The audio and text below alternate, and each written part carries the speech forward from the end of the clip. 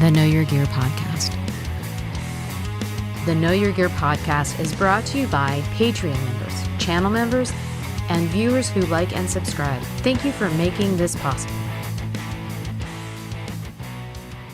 Hey everyone, welcome to the Know Your Gear podcast, episode 422, I believe. It says it right here on my screen, but my screen can lie to me. Let's go ahead and refresh this. And while we're doing this, we're going to double check something. Hold on a second. All right, there we go. All right, so I hope you guys had a fantastic week. I feel like I was just here like 30 seconds ago. So this week was a crazy, crazy week. We'll talk about that because it's a guitar related thing. We probably should do some quick announcements. Let's do the quick announcements. If you're watching live, there's no ads while it's live. There's no ads if you pay to be a patron, $5 and above. And there's no ads if you listen to the audio streams, which are updated sometimes in the rears. We're catching up. And other than that, that's I thought I'd give you that update. Okay, so the other thing is, please be kind to the moderators. They have a blue name and a blue wrench. They're here to help facilitate the show, get me questions, get you links, take care of any issues that's happening out there when you guys can't play nice with each other sometimes. It's very rare, but sometimes it happens. Thank them for that. And thank the patrons and the moderators for sponsoring 422 episodes of this show. And on that note, I'm going to get into the thing I want to talk about. So here's the cool part. So this week I did a video. I did the Moon Pie guitar video. This was a huge deal. I want to talk about this. And let me see. Hold on a second. Before I get into this, what's happening to my screen is it's not doing what it's supposed to be doing. Hold on. I hate it when I lose the momentum of the show, but unfortunately, it is just not updating. Hold on a second, because I have lost it. I don't have the screen for you guys. So let me pull one up. And let me try this. Because without us seeing you guys, I don't have a way to keep going. Let's see. Let's go here. View on, I'll just do the view on YouTube. And that should fix it. There it is. We're fixed. Okay. So, all right. So Moon Pie. Let's talk about Moon Pie. It was a big, big deal. So if you guys don't know, some of you guys know that a few years ago I told this story on the podcast about the Moon Pie guy that happened about 20 years ago. And the interesting thing was because he was talking about a guitar called Moonstone. There's one behind me right there. That's the one from the video. So we finally got to close the chapter on that story by doing a deep dive on a Moonstone guitar. And I'm proud of that for two reasons. One, it's the only real review of those guitars on the internet I could find. Otherwise, I would have looked one up. You could find some commentary, but not much. And of course, and then having a deep dive, I think is just really cool. So it's really cool when we can go back in time and grab something. That's a piece of history, you know, it's not, they're not going to make that anymore. So it's nice that we were able to document that and put a close to that story. If you guys didn't see my favorite part though, is this part. Let me go here. When I say we, it was Shauna. Shauna created a Moon Pie shirt. Now there's two kinds. This is the number one seller so far. So you guys, when I say number one, you guys have bought some this week. Number one, I'm just going to tell you what they told me. This logo was the one that sold the most by far in the color blue. Then the color brown is the next highest seller of colors. And then if we go back out, and it's a link in the description. It'll take you to the alt color website. This is the other logo. This is the one I thought was going to sell the best. The horizontal logo, as we call Moon Pie guitars. These are limited edition, and of course, whenever I do anything limited edition, because obviously it builds revenue for the channel and stuff, we give you some time, so don't have to freak out. These will go until August 11th, so you'll be able to buy a Moon Pie shirt if you want to have one for for the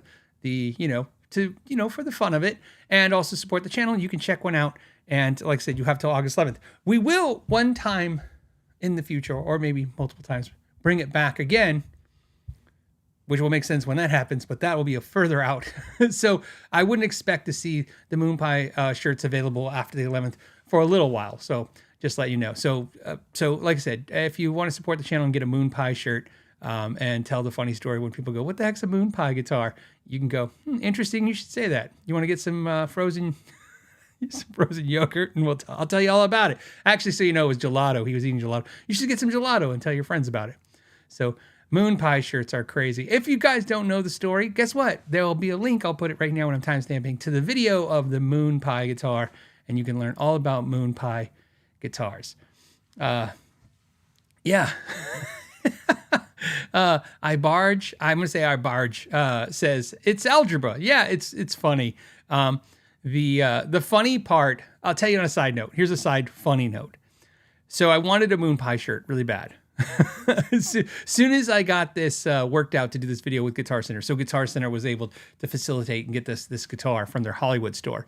And as soon as I knew I was going to do it, I told Sean, I go, I need a moon pie shirt. She's like, okay. And the problem is, moon pie is definitely trademarked. So you can't make a picture of a moon pie, cake, and make a guitar out of it and put it out and not think you're not going to get in trouble. And I was like, man, but I want a moon pie guitar shirt really bad. And I was sitting there, and we had drawn a ton of logos, even a picture of the moon, and like the moon is the pie. And I kept thinking, I'm like, there's probably no way that moon pie cakes is not going to freak out over this. And I'm like, okay. And then I don't know what made me think of it. I was like, wait, what about the symbol for pie? Why does it have to be a pie like a cake? We never said it was a pie cake. We just said moon pie. And I was like, we could make moon pie with the pie symbol. And I was like, all right. And then I did a quick search, not only to see if I could find a trademark for it, but I couldn't. But more importantly, we did a quick search to see if there was any like lambda pie. Like I didn't want like a sorority, like to be like, oh no, we're the moon pies. And so now that's how we were able to get through with the moon pie. So now you can get a moon pie shirt. And yeah. A lot of you guys made a lot of jokes about moon pies and RC Cola. And I'm like, yeah, see, we should make a moon pie guitar one day, and we should make an RC Cola pedal. And that, you could have your moon pie and your RC Cola pedal. That could be a thing. I'll have to figure out how to get around the RC Cola thing too. We'll have to figure that out. Okay, so there you know. Now you're about your moon pie shirts if you want to check them out and support us. Okay. Let's go to an early question. Here was an early question, and they're a little out of order, but they're fine. This one came from Ice Solo Guitar, who said, "Hey Phil, I have a Les Paul Access, and the collar of the trim bar of the Floyd Rose binds slightly.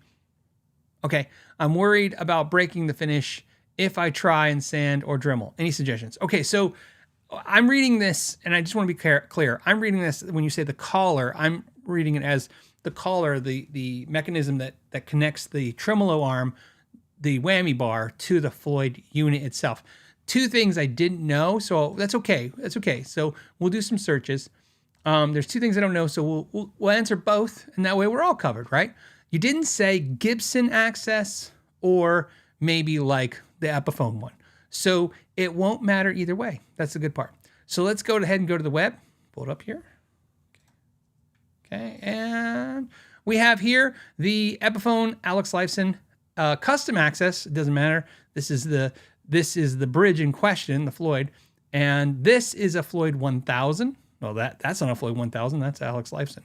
But if you keep scrolling, you'll see here what it says. I think it specs it as a Floyd Rose 1000 series locking treble. Okay, so let's go back. Do some clicking there. We don't need that. Look at this. And let's say you don't have the one, but let's say you have the Gibson one, right? Okay.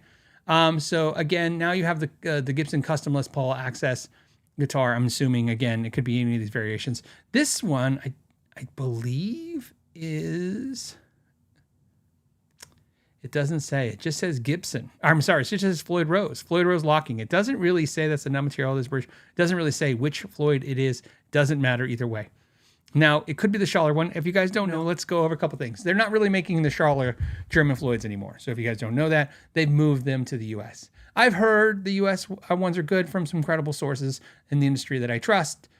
I have not put my hands on one to know if they are actually as good or better than the German Schaller ones. What I can tell you, though, is that if you're having an issue, you were talking about dremeling or sanding, that I wouldn't do either of those. What I would do is get yourself, regardless of what bridge you have, I don't care if you have the 1000, If you have a German Schaller bridge and you verify that, then this may not be as, but I'd still do it, but it may not be as helpful. But doesn't matter. Any Floyd Rose you guys have, if you're having an issue with the collar, in other words, the whammy bar not doing well, go ahead and go find yourself an actual German Schaller whammy bar. Here's one. Okay. See, right there. Genuine Schaller German. You can still find them. Okay. This one's in gold. I don't know if you have gold. I don't have you black. You can find them on Reverb. You can find them on, this one's $36 and you can calculate the shipping. Keep in mind, that's from Pro Audio Star. Now, cause it's from, Guitar Audio, not Pro Audio Star. We go here, go to web. That's me. The website, you can find, here's a genuine Schaller German Lockmaster for $21.98. And you can check that one out. And this is the whole mechanism. It's the collar, the arm, and the receiver, I would call it. And you just replace that out. It's very easy to replace out. These you'll probably never have any problems. I say probably. I've never had a problem ever with them. The only problem I think you have is if you end up getting one that's not the actual German ones. Until those are gone and we have a replacement from the US ones and I know that it's very, that it's good, I could then maybe recommend that. But right now I'm going to tell you to get that. Every Floyd I have has that replacement on it, unless of course I got a straight up German Schaller one, and that was fine. But even if I got a German Schaller and like you said, the mechanism was not working correctly, I would just go ahead and replace it. It's about $30, you'll get a new one. It's fine. It'll be fine. Okay. And it's very easy to replace. It's not, what I mean, technically, time-wise, it's going to take a little time because you take the bridge out, you replace it, you put the bridge back in. But, technical-wise, you'll need you'll need no skills and just a couple Allen wrenches. And they're probably all included in the kit. So that's what I recommend you do. However, there's a part of me, even though you did say the collar, that you're kind of talking about the inside cavity rubbing, and that's a different thing. And that, I would say, be cautious about dremeling out any wood, especially towards the top of the guitar, where not only because you could chip the paint, but also once you chip it or crack it, it can continue to get worse. So we're not going to go into that without me seeing it. I'm just assuming that you're having an issue with the whammy arm collar not working. Just replace out that mechanism. You'll be so glad you did. You'll be so glad. There's also another cool one where the bottom of it is a Allen wrench, and if you want to look, like I said, just go with the top quality one and replace it. Okay. Let's do another early riser question. This one, we have a couple. Okay. This one came from Randall Vandergriff. Vandergriff says, hey, I got a Hagstrom Viking 2 Elvis reissue in Sunburst. Have you played the reissue or just the original you got with the PB neck?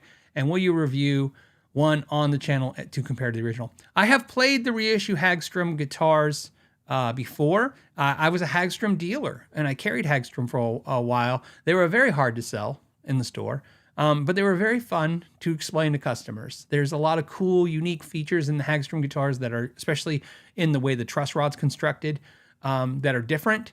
And, when customers come in, they never seem to really gravitate towards buying them, but I sure enjoyed talking about them. And a lot of customers really enjoyed me explaining, like, here's what it does, why it's different. And they're like, that's cool, I'm going to get a Schecter.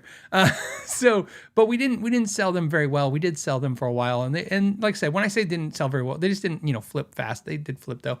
I have not reviewed one on the channel. However, I have one or two in the crosshairs for the channel. The Moon Pie guitar was another, I would say the final test. So I was testing you guys. You guys passed or you failed, depending on how you want to look at that. What I did was I rolled out on the channel, if you guys now know, if you look recent, this year, this is all this year.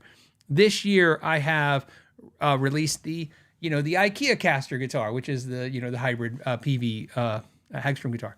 I did the PV T15. I did the Parker PM20. I did the Silvertone guitar from the 60s, and now of course the Moonstone. And the idea was, could I get you interested in a guitar that's, one, probably not something you can even buy because it's, they're either scarce or rare. Not so much, some are expensive, some are not. They're just harder to find. So will the community take to something, watching a video of a thing that they really can't just run out and buy or click a button and get? The second thing was, would they be interested in something that's not the new, shiny, lure? Would they be interested in us going back in time and looking at strange? And if you notice, those are odd guitars. I could have picked the Peavey T-Series, but I picked the T15, the weirdest one, the 23.5-inch scale. I could have picked a Parker, but I picked the Parker PM20. It's a Les Paul style Parker. Again, going into the weirder fringes. The Moon Pie guitar, the Moonstone. Obviously, a very strange, odd guitar. No one even knew what that is, much less, to get 250,000 views on it.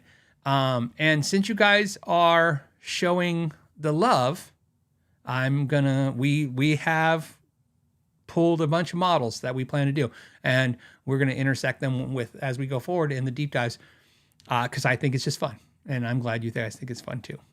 Okay, so yes, the Hagstrom's a yes. The answer is yes. It's not maybe, it's a yes. When? I have no idea. This year? Probably this year, because I have a schedule out of all the deep dives for the year, and it's not in my most recent schedule, but my schedule is only going to September right now. So you think of the Hagstrom for fourth quarter. So that's probably where you'll see it. Unless, of course, things change. Sometimes I actually get ahead. I'm actually way ahead on videos right now. Oh, that's a lie. I'm slightly ahead on videos right now, which means we have videos in the can ready to go. So, that's a rare for us. This other question came in. This is good. And it's funny because I thought I saw Steve from 60 Cycle Hum. I did. 60 Cycle Steve. 60 Cycle Steve is here. And this one came in, so he's probably going to enjoy this one because I actually saw it. So otherwise, I would probably be totally confused. So story for later in the show, I went to Sweetwater. I just got back. So I was at Sweetwater this week. So I was in Fort Wayne, Indiana. And of course, on the plane, there's a lot of traveling. It's 8-9 hours there, total travel time both ways through layovers and all that stuff maybe. And so a lot of time I listened to a lot of podcasts. And of course I was listening to the podcast I listened to for a reference, if that helps. I really like the Throwback podcast. If you guys like the Throwback guys, if you haven't checked them out, I would check out their podcast. Very educational. The pacing is very calming. It's very nice if you want to listen to it in the afternoon, like when, if you want to relax, that's good calming. Really highly recommend them. Of course, 60 Cycle Hum, I listen to that podcast.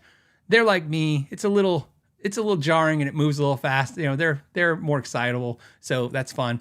I listen to the 40 watt podcast. Sorry, Phil, if I always stutter, but the watt and the cycle thing is just always messes me up. 60 Cycle Hum and a 40 watt podcast. I'm not confusing those.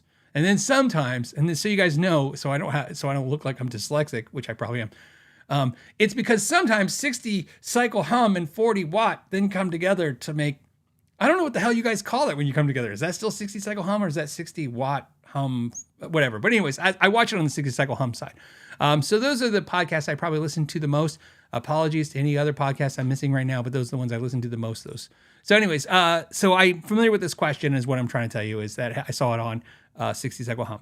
So the topic is, hey, Phil, did you see where a person was stopped from selling their Harley Benton on Facebook Marketplace by Gibson's attorneys? Now, I did not see that. I did see 60 Cycle Hum talk about that. So to be very clear, okay? So I basically what I have seen is the reaction of that. And so let me explain what I thought I saw and then what the 2 cents are.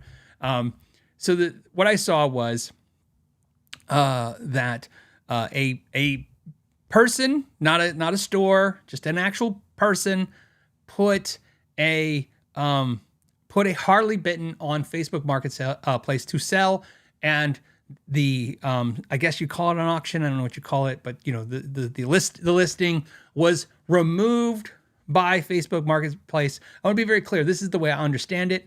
You did not study this over weeks and, like a reporter. I'm just reacting to it.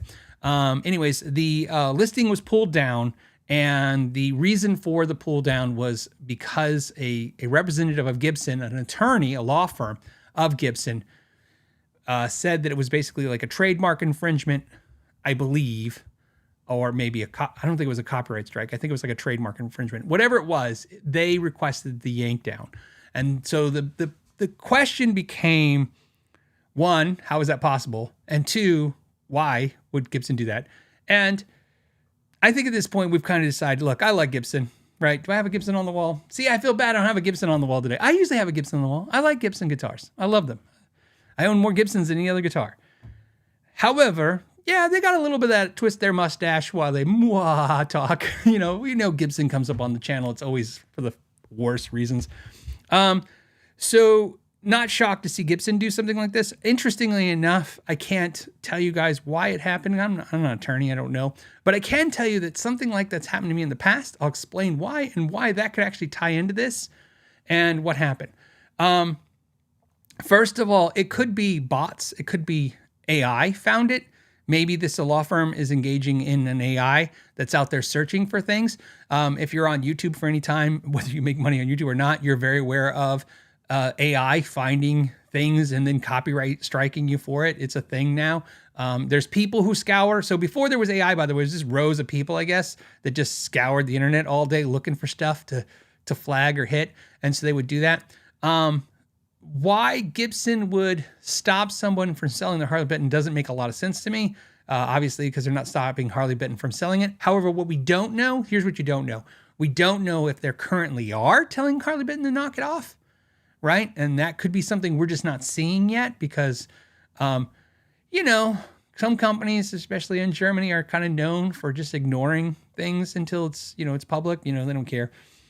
So I don't know what's going on with that, but I'll tell you a funny story that happened to me. So I used to be a Loud dealer. If you guys weren't familiar at the time when I was a dealer, Loud was Crate, Ampeg, and Mackie and Alvarez. That was Alvarez I think went to St. Louis Music Company, but it was those three entities. That's the most important thing because that's what I carried. I carried Crate, Ampeg, and then Mackie. And if anyone remembers Crate, you sold a lot of Crate when you were a Crate dealer. And if you, at the time Crate was selling, Ampeg was the gold standard for bass amps, pretty much. So we would sell a lot of this stuff. And then what happened was my rep was like, hey, you should carry Mackie products. And I was like, I just am a guitar store. I don't sell PAs or recording interfaces. I don't sell any of this stuff. And he's like, yeah, but Mackie's the best. I'm like, whatevers. I only sell guitar stuff. But he convinced me to what they call load on or put on to my account probably about $5,000 worth of Mackie. Maybe it was more like 10 as a sample. Like, hey, give it a try. Throw in some powered speakers. You never know when a guitar player is going to want this stuff. I know this seems like I'm really just far away from the Harley Benton thing. I'm not. Just keep with me. So we bought this stuff, and it was boat anchors, and it takes up a lot of room in the store. The store was about 3,400 square feet, and of course, you get some of that's lesson space, some of that's repair space, and some of that's the floor. And so we had this PA stuff, and we could not sell it. And we would drop the price, and we just could not sell it. And that money's trapped up. So you understand, it was on an account, and you're like, okay, now I've paid for the Mackie stuff. I paid the account. I think they gave us 90 days, like, hey, try it in 90 days. 90 days means before you have to pay for it. But we have now paid for it, so it's been sitting. And if we can sell it, we could take that money, put it back in our pockets, even if we're at a slight loss, buy some actual Crate and Ampeg, make money again. So I decided to put it on eBay and sell it. And I sold it for under MAP, okay? But I listed it, as you guys have known, because Reverb, sellers on Reverb do this all the time. I listed it as like mint condition, like new in box, mint condition. It was something so obvious in the description was like, this is used but not ever opened in box, right? Something like that. And what happened was Mackie filed a complaint with eBay saying I violated the trademark, and and eBay yanked down my listings. This is an absolute true story. So there's no, like that story with I know the 60 cycle hum guys talk about the story, but I don't know how truthful that guy's being. I can just tell you this story is 100%. It happened to me. So I know it's real. I list the Mackie stuff. It all gets pulled from eBay. And I'm like, oh God, it's just down. It's all of a sudden it's gone. And eBay says this has been pulled as a violation of trademark. And I'm like, what? And just like with that, what happened with that guy selling his Harley Benton, you go and look who did this. It was Loud. And I was like, Loud did this to me? They yanked down my stuff. Remember, they don't know I'm a dealer. I'm pretending to be a person, right? I'm trying to get rid of this stuff, right?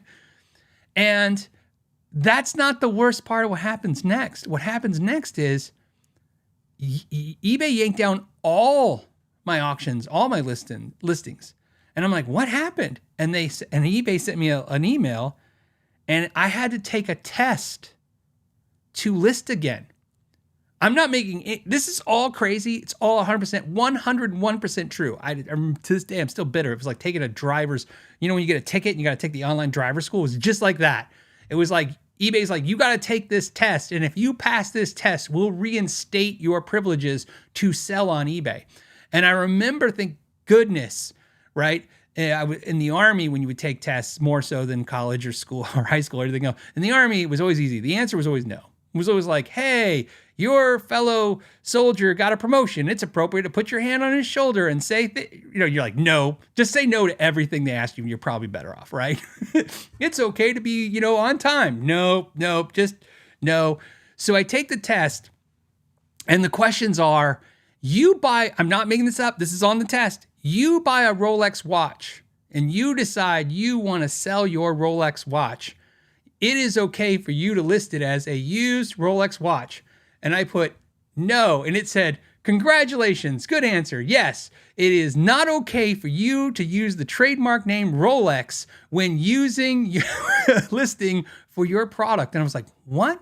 And in this test, what I learned was, for the lack of a legal explanation, which I can't explain because I'm not an attorney or anything close to that, there's kind of this implication that I guess almost most brands or all brands are kind of letting us use their names even when we're reselling. Like, we have the right to resell their product. We do not have a right to use their name. This is why I bring this up. What I didn't get to see was all the details of this Harley Benton. What I'm curious is if the name Gibson was used anywhere in there. That would have been the thing that he violated. And I'm saying he, it could have been a she, but you understand what I'm saying? Like, to sell a Harley Benton, would that flag Gibson? No, but what if he said, hey, it's a Les Paul style guitar in the listing? That would be a trademark violation. And from my experience, they absolutely have the right to lock you down on that. I'm not agreeing with it. I didn't agree with Mackie yanking down my listings. Oops, sorry guys, gotta move my chair.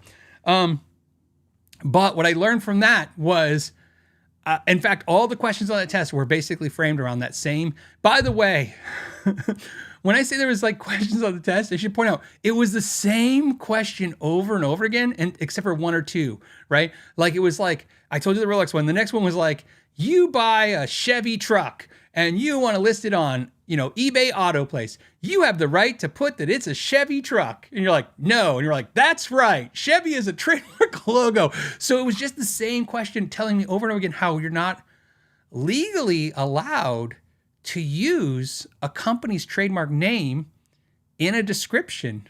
And some of you guys, if there's attorneys out there, maybe they can explain why that's the case, or if we could probably, you could just add ChatGPT, and maybe it knows. But I'm wondering if that's what happened to that person, and why I got flagged. And it could be Gibson. Like I said, they just found it, hit him, and it could be specifically Harley Benton. My gut screams that there's something in that listing that was an actual trademark and violation, and then Gibson was just hitting anyone who's using any trademark violations, as we know they're known to do. And I'm also cautious the way I'm talking, because I'm not really concerned so much, because nothing I said is, as far as I understand, nothing I said is, illegally, wrong in a legal format. I haven't accused anyone of anything, but there's a part of me on a moral point. I'm a little concerned with like accusing Gibson of doing something wrong. We don't even know if they actually, what they really did, or why, other than we just seem to understand that it was an attorney that is somehow connected to Gibson. So I'm just saying, keep all that in your thing. I think the importance of the story, when I saw the question, was, one, I had already saw it on 60 Cycle Hum, but two, I just thought, oh yeah, that story that happened to me, that might give some insight in what you're doing. And it's the same reason why, I've kind of learned this little thing. I'll tell you guys a behind the scenes YouTuber thing too, so that will kind of also hit it home. When I do an independent video, and I do it a lot in the video, where I'll say, oh man, this neck on this Firefly feels just like a 60s Fender Strat. Okay. as an independent person, I can say that. That's my opinion. But I have been told by many companies when they sponsor a video that, well, I can tell you they won't do it at all. No companies actually mentioned. That's why they always say our guitar is like a T style or S style, right? Or single cut. They don't say the names of their competitors because that's, again, those are those trademarked information, name, information, what have you. But I have found that sometimes when a company is sponsoring the video and and they see it, they say, hey, could you remove the part where you say our guitar is like this person's, this company's guitar? And I used to think like, like maybe it's because they don't like the comparison, but really it is they're afraid that they're going to get, the other company is going to get upset that they're using what could be construed as a trademark name or whatever likeness in an advertisement of theirs. And just so you guys know, when companies don't say something like Firefly, it is my belief, it's just my belief, they just don't know. Because the companies that have attorneys, the companies that do have their stuff dialed in, the companies who are very aware of the world that they're in, they seem to be smart enough to tell you not to do stuff when you're working with them as a content creator. And all the other companies just let you run ragged and ragged. They do let us run ragged. They let you run, rabid and just do whatever you want, and they don't seem to notice it. But I know deep down I'm like, yeah, they might hear something about that one day. We don't like how you had the YouTuber say your neck was like our brand, and and so something just to be aware of. I hope that kind of goes over it. So there you go. Papa Steve says never bought on eBay. Really? Like I feel like when eBay came out, it was so amazing. Like especially when it first came out, you could snipe things, and do you remember the excitement? Anyone remember the excitement at eBay when you realized like the auction for the thing you loved that hadn't been bidded up was ending at like 3:45 in the morning, and you're like, oh man! And you'd have to set out your alarm clock at 3:40, and you'd get up and you'd have to go to your computer because you weren't doing it on your phone at that point, and you just log in, and then you sit there and it would be like 2 minutes, and you're like refresh, and then you put in a bid, and then somebody outbid you for $1, and then you'd outbid them, and then you're like, and it would sell, and then you go $316, like $316. I can't believe I got this. That was the good times. You could get the deals, right?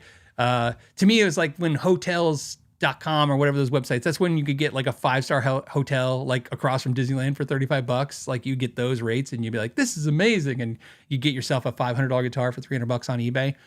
I feel like that was the really cool times. and then everybody started just doing reserve pricing and all that stuff.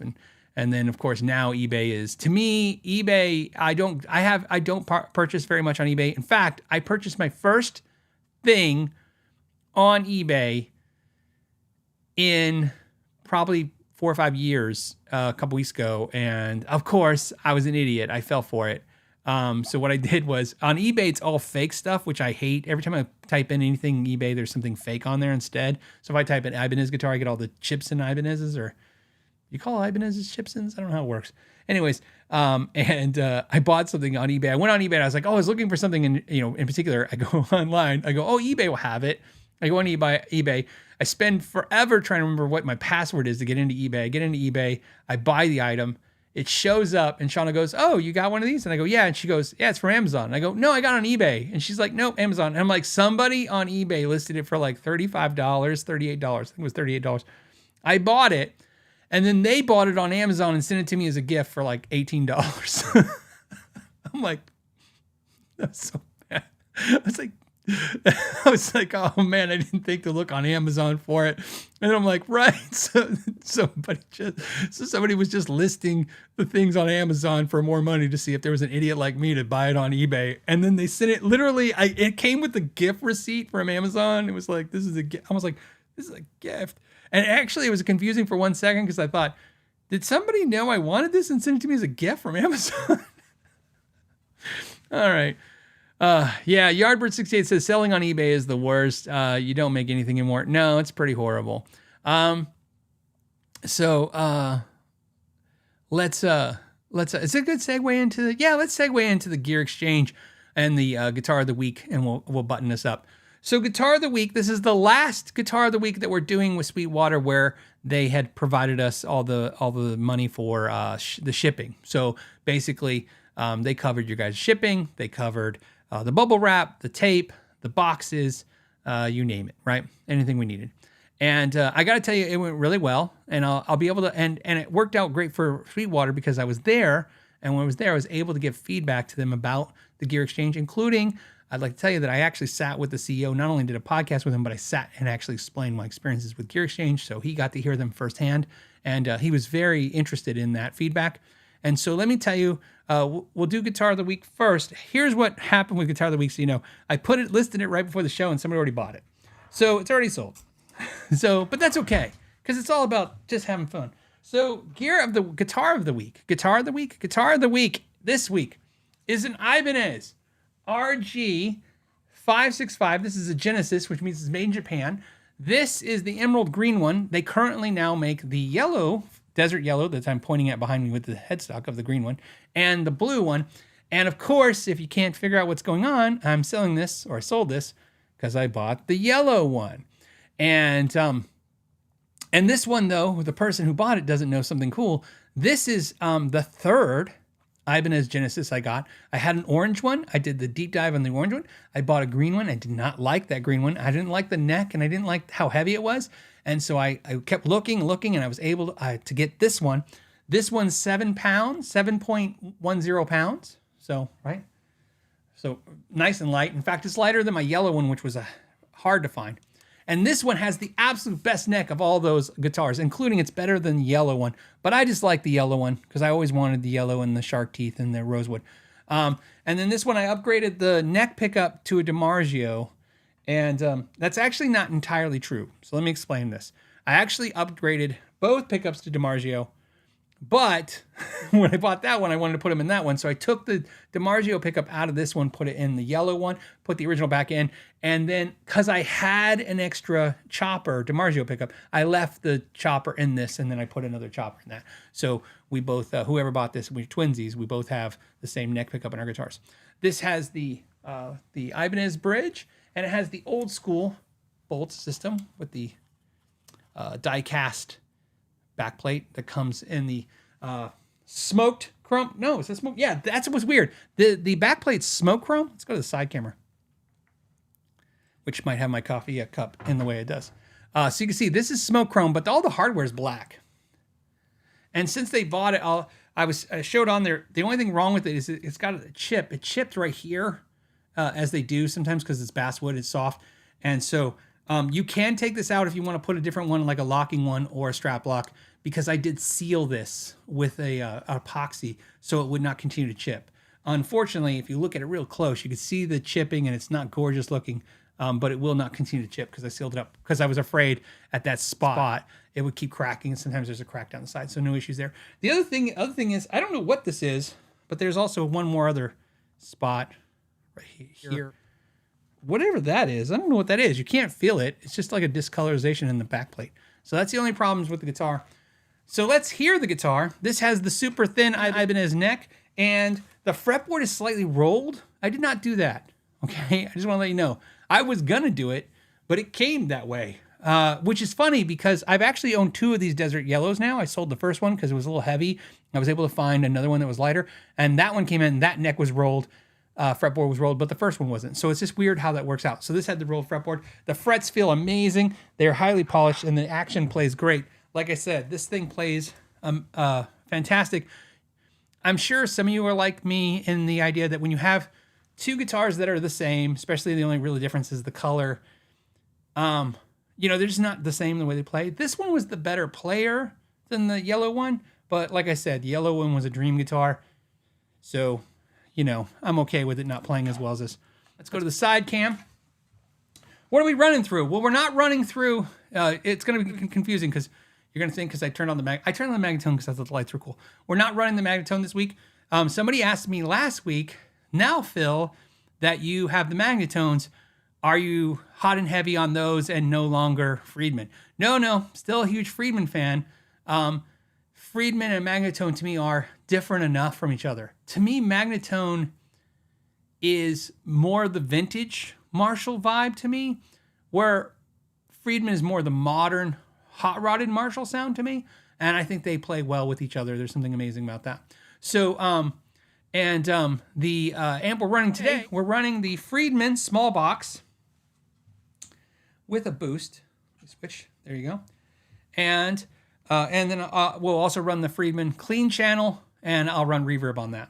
So let me start with the Friedman non-boosted. So this is the higher gain of the two channels of the small box 50. I'm running it through my my 112 Friedman cabinet with a red back selection in it. I prefer the cream back, but that's what I had, all mic'd up and stuff, so I'm going with it. And let's go ahead and let's hear the neck and then the bridge pickup. No, bridge and then the neck. Here we go. Bridge first.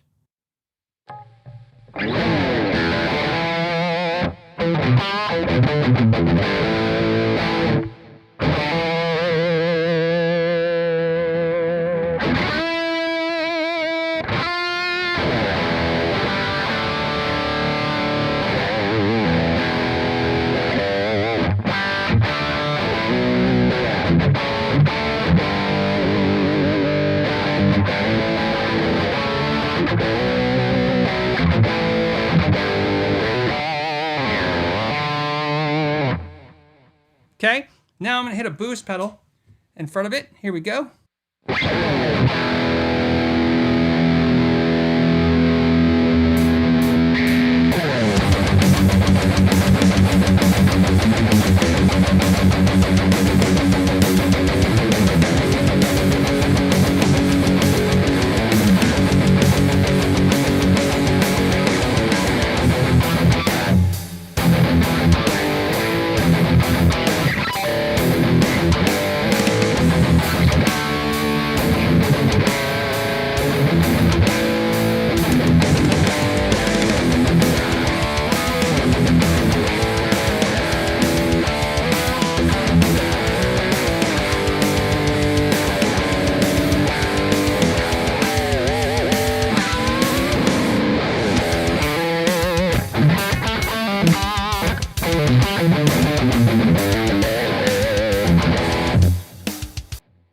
There you go. That's drums. Okay, so let's go ahead.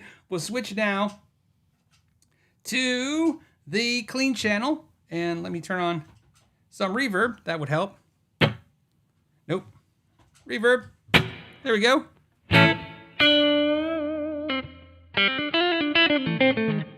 And that's the neck pickup now. And I'll show you the neck and then the coil split on the neck. Here we go. Here's the neck pickup.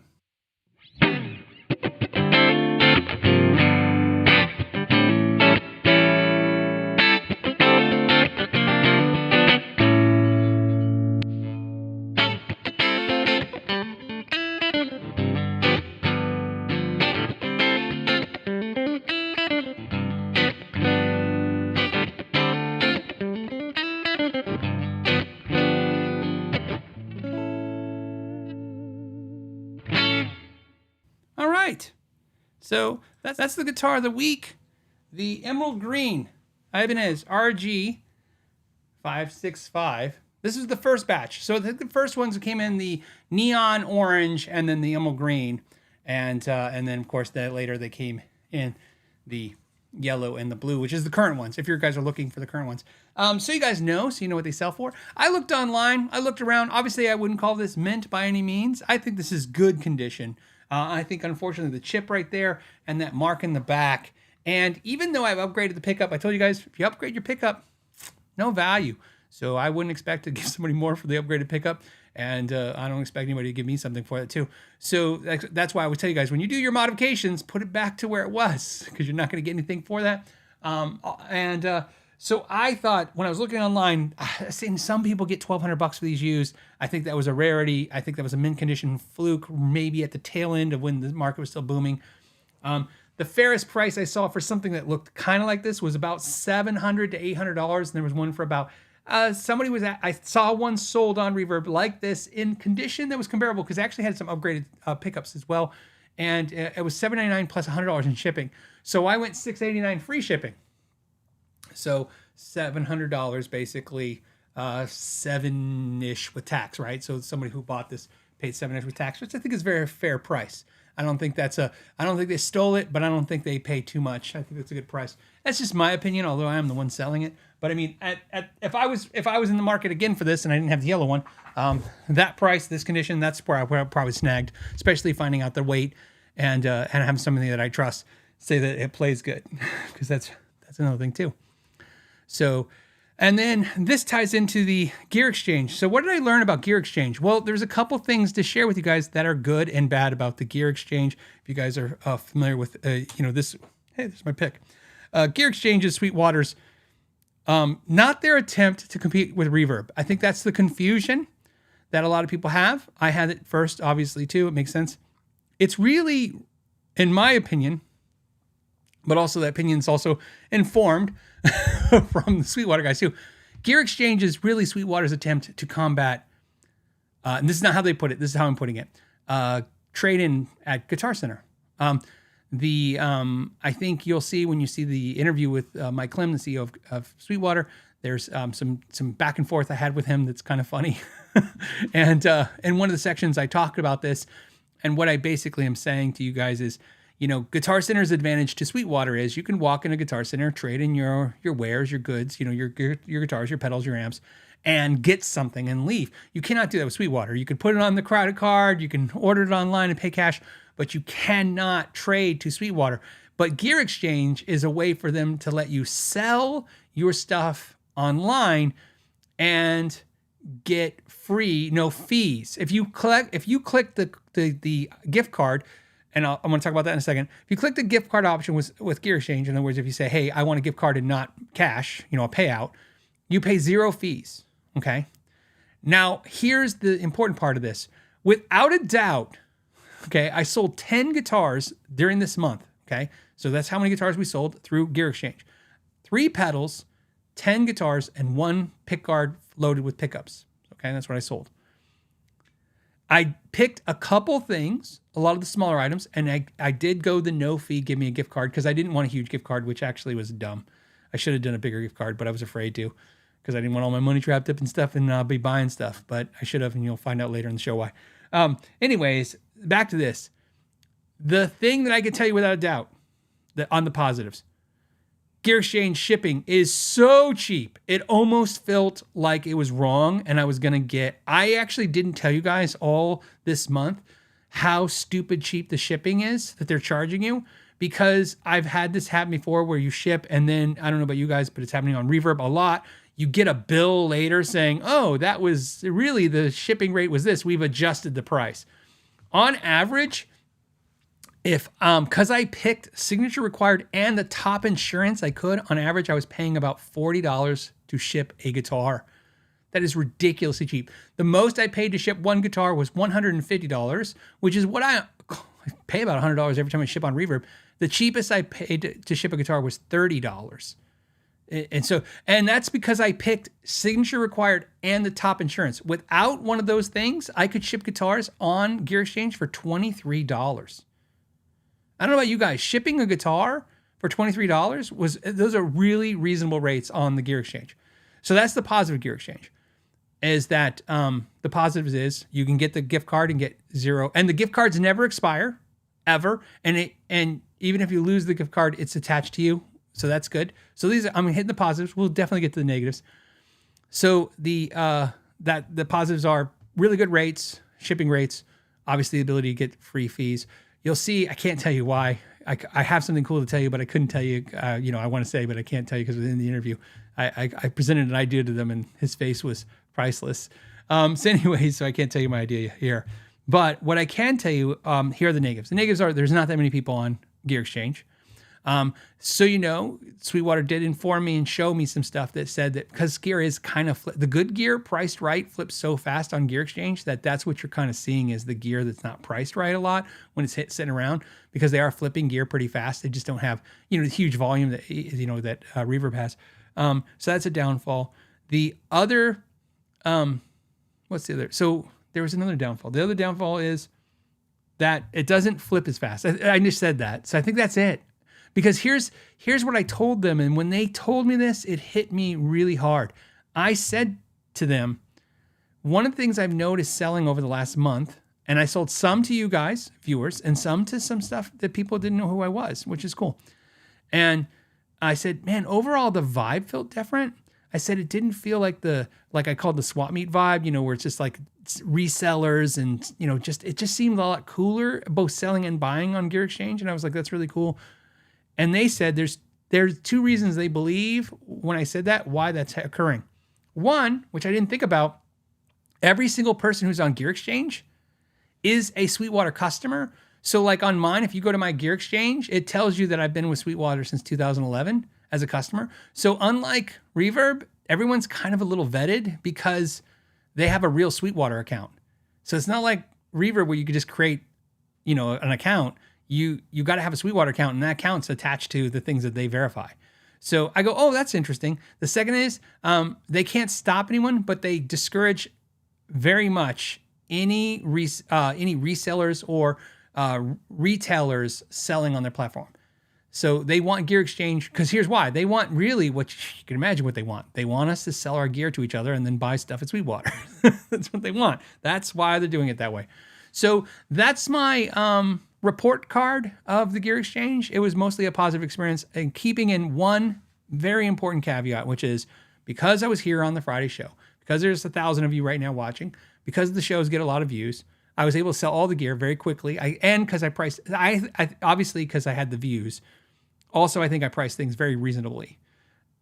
Obviously, if you guys sell on Gear Exchange, you're not going to have that, that option. So that's the one thing I cannot tell you, which is your stuff will flip fast. My guess is it's not going to flip very fast. There's not that many. But I would say, in my opinion, which is totally biased because of the fact that they sponsored this content this month, but that's not why I'm giving you this answer, okay? I'm just telling you that obviously if you want to think it's, it's biased because of that sponsorship, I'm totally okay with that. I'm not going to be offended by that statement if you say that. I think you would be really wise if you're listing on Reverb to also list on Gear Exchange. List both. Because if you do it on Gear Exchange, you're going to get a cheaper shipping rate. And if you want to do a gift card to Sweetwater, you'll save 7.5%. So that's really cool. And, so that's an option. So that's my report. Now, why did I mess up? I'll tell you why I messed up. Here's what I messed up. I was afraid to put, some of the sales as Sweetwater gift cards because I'm like, well, I'm not going to buy anything from Sweetwater right now. I'm like, I'm selling gear. I'm not wanting gear. However, I did go to Sweetwater this week, and I know some of you guys are going to ask, so Phil, did you buy anything at Sweetwater? I did. What's funny right now is I'm actually laughing in my head. Here's why. Yes, I did. I'll show you what I bought. And I'll tell you guys because you have to justify your addictions. I did buy a guitar. Let me go into my email account because as you guys know, if you buy from Sweetwater, they send you pictures of the guitar, which is great.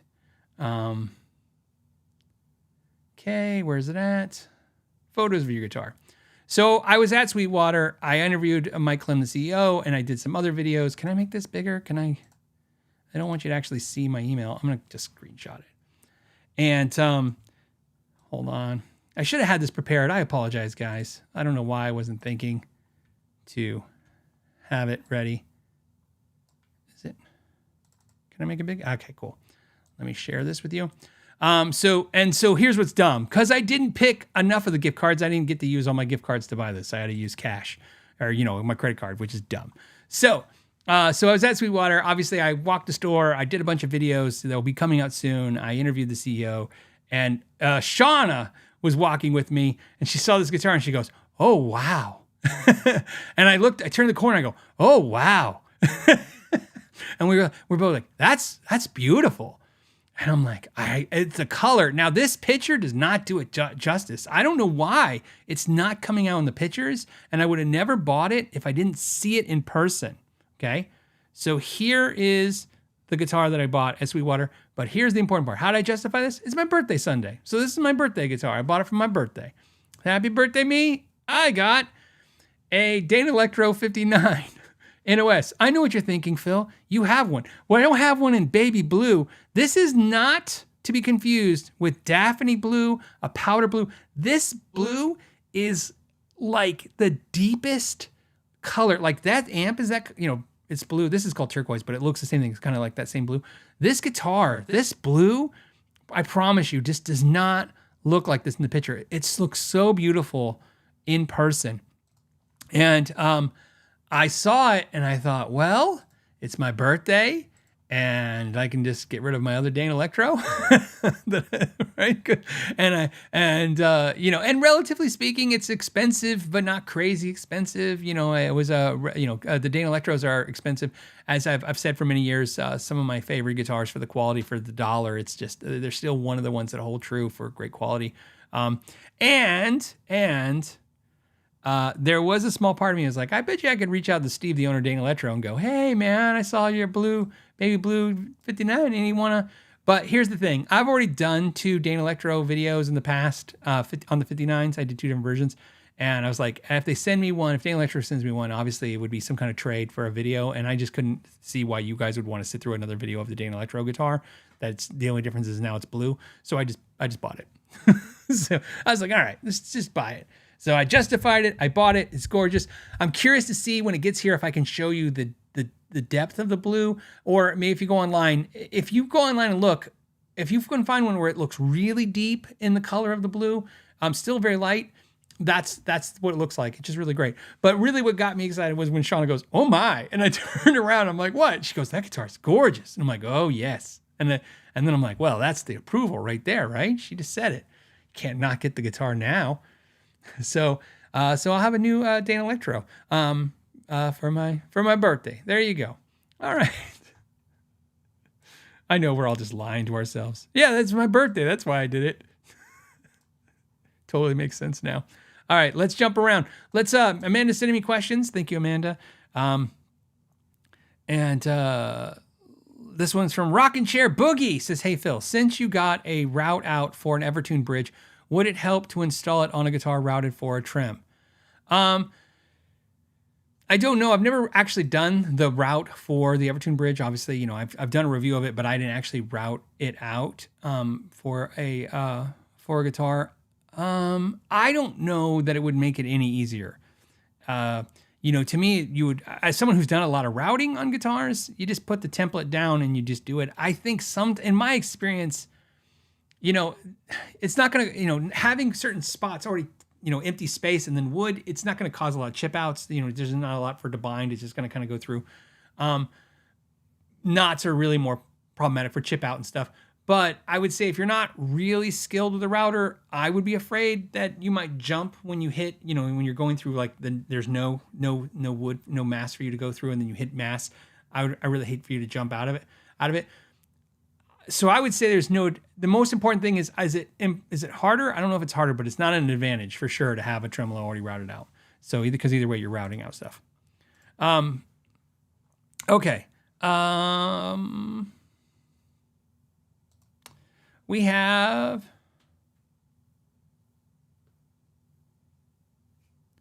Jesse says, hey Phil, I got an email from Stu Mac about Axe Labs pots. They are advertised as guitar-specific pots. Have you ever tried them, and do you think it's worth a try? I've never tried them. I will reach out and try, because obviously I have Stu Mac contacts. I can reach out to Stu Mac and say, hey, any interest in sending those out? And we can do a video. What's great now is if you guys haven't seen the new channel, which is, it's been around, but we've repurposed it, redid it, we remodeled it, the new channel, which is Know Your Gear. This is the Phil McKnight channel. Now we have a Know Your Gear channel, and that channel is designed specifically to put stuff out that it's just not going to get, we're not going to get to it here. And so there's more help on that channel so I can do that stuff. And so stuff like that is a perfect thing where I can do the video and then it gets edited out and put it on that channel. So I want to, so if you haven't checked out that channel, there's a link down below if you want to subscribe to that channel and support that one too if you want. If not, you could just check it out periodically. I'm okay with that. It's really not so much like a, hey, subscribe, viewers, make sure you like and share. It's not that kind of channel. Really what it is is that, like I told you guys, Shauna from watching the podcast is like, every time they ask you about stuff like that, you can't get to it because I have already, like I said, all my videos are scheduled what I have to do for months right now on this channel, for months and months out. So of course, when you ask me about a video, I'm like, when I say, oh yeah, I'll do it. I mean, realistically, I got to say like, I'm really September, October minimum before I can even think about doing another video on top of what I'm doing now. But that channel's different because, I can take some of my downtime and film it, and then it gets edited and put out, and it's like, okay, cool, and that's really great because filming is not the problem. I can talk, just turn on the camera, talk, play, show, work. But sitting down and having, the time to edit and put it together and create a thumbnail and create a title and do all that stuff, that's too much to do, especially with all the traveling. As you guys know, I just came back from Sweetwater, but what some of you guys also know, I'm going to Cortec. I'm going to be checking out Cortec guitars. And so, with all the travel and stuff. So the answer to your question is, yes, I will. I'll reach out to Stu Mac. In fact, I'll even cheat more. Hey, Shauna, because I know she's watching. Hey, Shauna, Axe Labs at Stu Mac. If we could send them a message saying we want to check out their guitar-specific potentiometers, we can throw them in something and share that with everybody.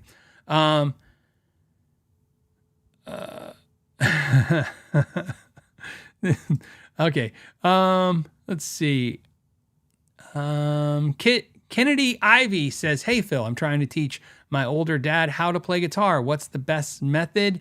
I think it's through songs he likes. I think so. If you're going to watch this channel, you're going to get a cooking analogy at least every episode or every other episode. And I like this cooking analogy. It works for me. If you're going to learn to cook, you should cook the food you like to eat.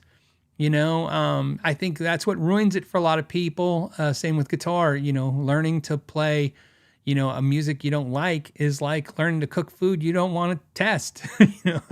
How are you guys supposed to be excited about something you don't even want to eat? So I would say definitely teach him music using that logic, right? And the reason I like that is this. Okay, that doesn't mean don't teach him theory. That doesn't mean don't teach him chords. Doesn't mean that. Use the same cooking analogy. If you're going to teach somebody food and they go, hey, I like how teach how somebody cook and they like Cajun, you're still going to teach the method of Cajun. In other words, like the spices used. This is pepper, this is salt, this is Cajun powder, this is whatever. So you guys know I don't cook, so that's why this analogy is kind of funny. But you get the idea, right? You still want to teach the method of how you cook with not just like here's the ingredients, and definitely that. And it's your dad. So look, if you get the chance to do some bonding time, that's a great time to do some bonding time. So, play some music together, especially as people get older and learn stuff, especially music. It's impossible.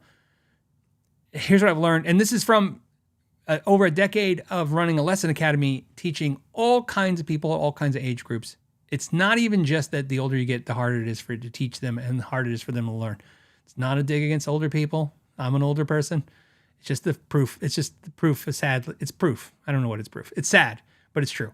The one hardest thing about teaching someone who's older is that when you're young, you can take things as just do it because, okay? When you're older, you have to know why you're doing it. So same with teaching them music. You can't just go up to an older person and say, hey, learn your scales, learn this. And if you do all this, then we're going to learn the thing you want to do. You really want to start. And so that they see definitely a type of improvement and immediately go, and their growth immediate. That's definitely do that because, like I said, there's a reason why even the military cuts, well, physical reasons too, but they cut off people for basic training because they just know, like, older people are just not going to go listen to somebody spit in their face and tell them to do something that doesn't make sense, like pull weeds or do push-ups for no reason, right? And same logic here is you want to make sure that he understands why he's doing what he's doing. So that's just my 2 cents.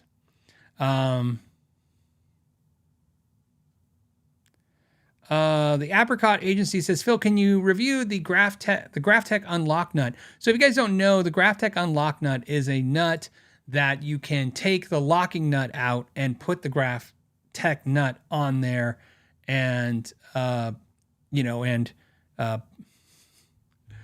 have a nut instead of the. I guess I could. I've installed them for customers before, and I will tell you this: I personally would just take the locking mechanisms off the Floyd, or the edge nut, or whatever, the edge bridge from Ibanez or the Floyd. Just take them off and use that. The argument I would believe with the Graph Tech nut is that it's lubricated because it's graphite, so therefore it's going to help with tuning stability. I don't really notice. I think I can just take the locking mechanism. I'm talking about the clamps. You take the clamps off this nut and just use that nut. I've never had a problem with that. That to where I had, that nut fixes it, but who knows? So would I do a video? I don't have any, that it's different. I know I said I could do all kinds of stuff on the second channel, but that's just a video. I just don't know if, I wouldn't say you would have to do that to any guitar. You would specifically need a guitar that you took the locking mechanisms off the nut and it's having trouble staying in tune. I don't think that's going to be super common, right? That's going to be a 1 in 10 problem. So I don't know if that I can, but maybe I'll look into it, but I'll look into it usually means I'm not going to do it. So, but at least I will look into it. Okay. Let's see. Let's grab some topic or subjects here. Why can I not? I feel like I got 8 of the same screens going on and none of the screens I need. So that means a good time to switch screens and drink water. And I also need to look. Okay. I just want to make sure that I'm not missing my notes. All right. We have one from Litvey. Litvey says, "Hey, Phil, you built an incredible community. Shout out to another one of your patrons, Warm5. Warm's amazing. So Warm is, Litvey, you're amazing. How about that? Litvey and Warm are both amazing." He says, he said, who reached out when I said I'd be in Korea. We hung out. I saw the pictures of you guys hanging out. You were in his car driving around doing Guitar Safari, right? He says he helped me pick up a used Hex headless for $165. That's awesome. This is something over the years I've heard, and I love hearing it, that, the patrons interact with each other off site, you know what I mean? In other words, when they meet each other. I've heard that people see like the Know Your Gear shirts, maybe one day the Moon Pie shirts, who knows? And they recognize like, oh, there's your, like, hey, we're both, both guitar players. Oh, we both like Phil's, stuff maybe. I don't know. Maybe you don't like my stuff and you just wear my shirt. I appreciate that either way. And I love it. And I think, me personally, I mean, it's just like the coolest thing ever. Cause like I said, I spent a chunk of my life where I just didn't have any friends that played music or guitar. And I was always very lonely in that. I had friends, I just didn't have a lot of friends that played guitar. And so when I would meet somebody who played guitar or liked what I liked, it was always super exciting. I was like, I just feel like I finally got to talk to somebody about, because when you have a lot of friends that are into things that you're not into, you end up talking about, all the stuff you don't like. So I'm glad it worked out. I'm glad that you guys had fun. T-Size said, "Hey, Phil, my Kiesel came in this week. I sanded it and I wiped it off and with mineral spirits. Okay, great. I don't want to stain it or paint it. Can I leave it alone or do I need to clear coat it? Want to keep it flat and matte and looking. No, you don't need to clear coat it. The neck, might put some gunstock oil on that maple neck. If your body's ash or whatever, you can also you could put some oil on it or you could leave it alone. So yeah, no, you don't have to clear coat it. That's the best answer. You don't have to clear coat it. It could be natural wood. Antique Rocker says, "Hey, could you review the new Kemper Profiler Stage Mark II? Should I make it my first modeling unit or should I start with something simpler like what?" So I have a Kemper, I have 2 Kemper units. So I have a Kemper, the main unit, the toaster oven that's powered. And then I have the Kemper, I don't know what it's called. You know what I hate? I don't know what it's called. It's the new smaller Kemper unit. It's a smaller pedal. I'm going to look it up. I look down to see what it is and I don't have it here. products. The Kemper. Oh, it says it's called the Player. The compact profiler. So the Kemper Player. Let me go here. There you go. So I have this one, which is a smaller one. I got this because, as you guys know, I was looking at UA pedals and a bunch of other things for a mobile rig. I had a HX Stomp. I liked it. I got this because I was like, well, it makes sense, right? The UA pedals were about $400 a whack. If I got them used, $250. A lot of you guys offered to loan them to me, which is great. I appreciate that so much. But either way, I was looking at like what the expense on this, and 2 UA pedals were going to cost what this unit cost. And I thought, well, I already have a Kemper. I already like it. So let me try this. A couple things that I don't like about the Player is, in fact, every review that was negative, I didn't have any of the problems. I didn't mind that it didn't have a screen. I didn't mind doesn't have an effects loop. I don't mind that it's limited. I don't mind any of that stuff. I only minded that the app sucks on the phone. I thought the app was pretty not great, but I just plugged it in my computer and downloaded my profiles into it, and I was good to go. So there's that. But my thing with Kemper is, for me, like I told you, I tried XFX, I tried the Kemper, I tried the Head Rush, I tried the HX stuff, all of it. I've had all of it for a length of time. I don't mean like I tried it in the store, tried at a friend's house. I mean, all of it was here for long periods of time. At the very least, out of all that piece of gear I just mentioned, nothing was here less than 6 months minimum. And I went through everything. And what I learned for me is the Kemper sounded great and it was easy for me to operate. However, nothing's easier than Head Rush to operate. And nothing's probably easier. After Head Rush, it's probably the Fender, Tone Master unit. And then after that, it's probably HX Stomp, or the HX stuff, the Line 6 stuff. So here's they also sound so damn good. Everybody's going to have hardcore opinions about this. Everybody's like, oh, XFX sounds the best. But it's also, to me, it was the most confusing. Not confusing, just the most confusing. And for some reason, I just leaned in and I like the Kemper. What I would caution anybody is, if you're looking at this stuff, it almost, in my opinion, either be ready to sit down with the manuals and learn the Kemper or the XFX or whatever you want.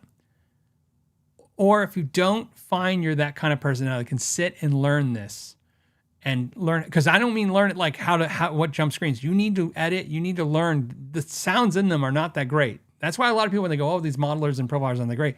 Well, you got to kind of get in there and kind of dial it in. I would say Head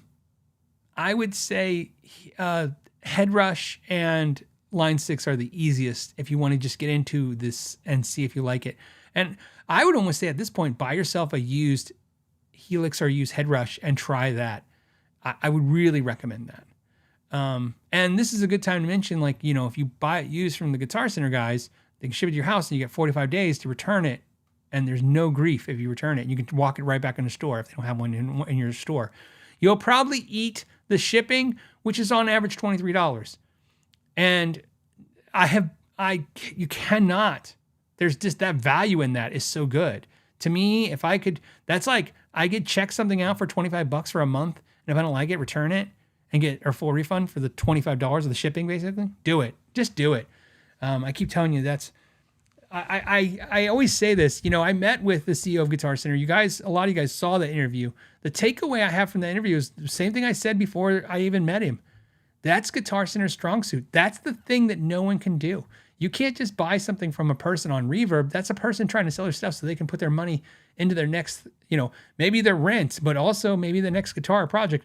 Guitar Center has no issues with you buying something, trying it. If you don't like it, just return it. That's why they have that policy. That's how they get higher sales. Higher sale volume is you're more inclined to buy something if you can return it. I would highly recommend picking out a used piece of gear. You can do it with new gear with Guitar Center, but I think if you're not sure you want it, I think that's not very fair to them. The best thing about used piece of gear is if you buy a Head Rush or a Helix from Guitar Center, in Minnesota, and you have it shipped to where you are, and you try it for, a couple weeks and you don't like it, and you take it to your local Guitar Center and return it. Or you can ship it back, but if you have a local one, you don't have to pay the return shipping. They'll just put it in their store and they'll sell it. And for the same price. They just put it for the same price you did, because it's not any more. Well, technically, I guess it's more used now, but you understand. That's not how it works. So that's what I would definitely recommend.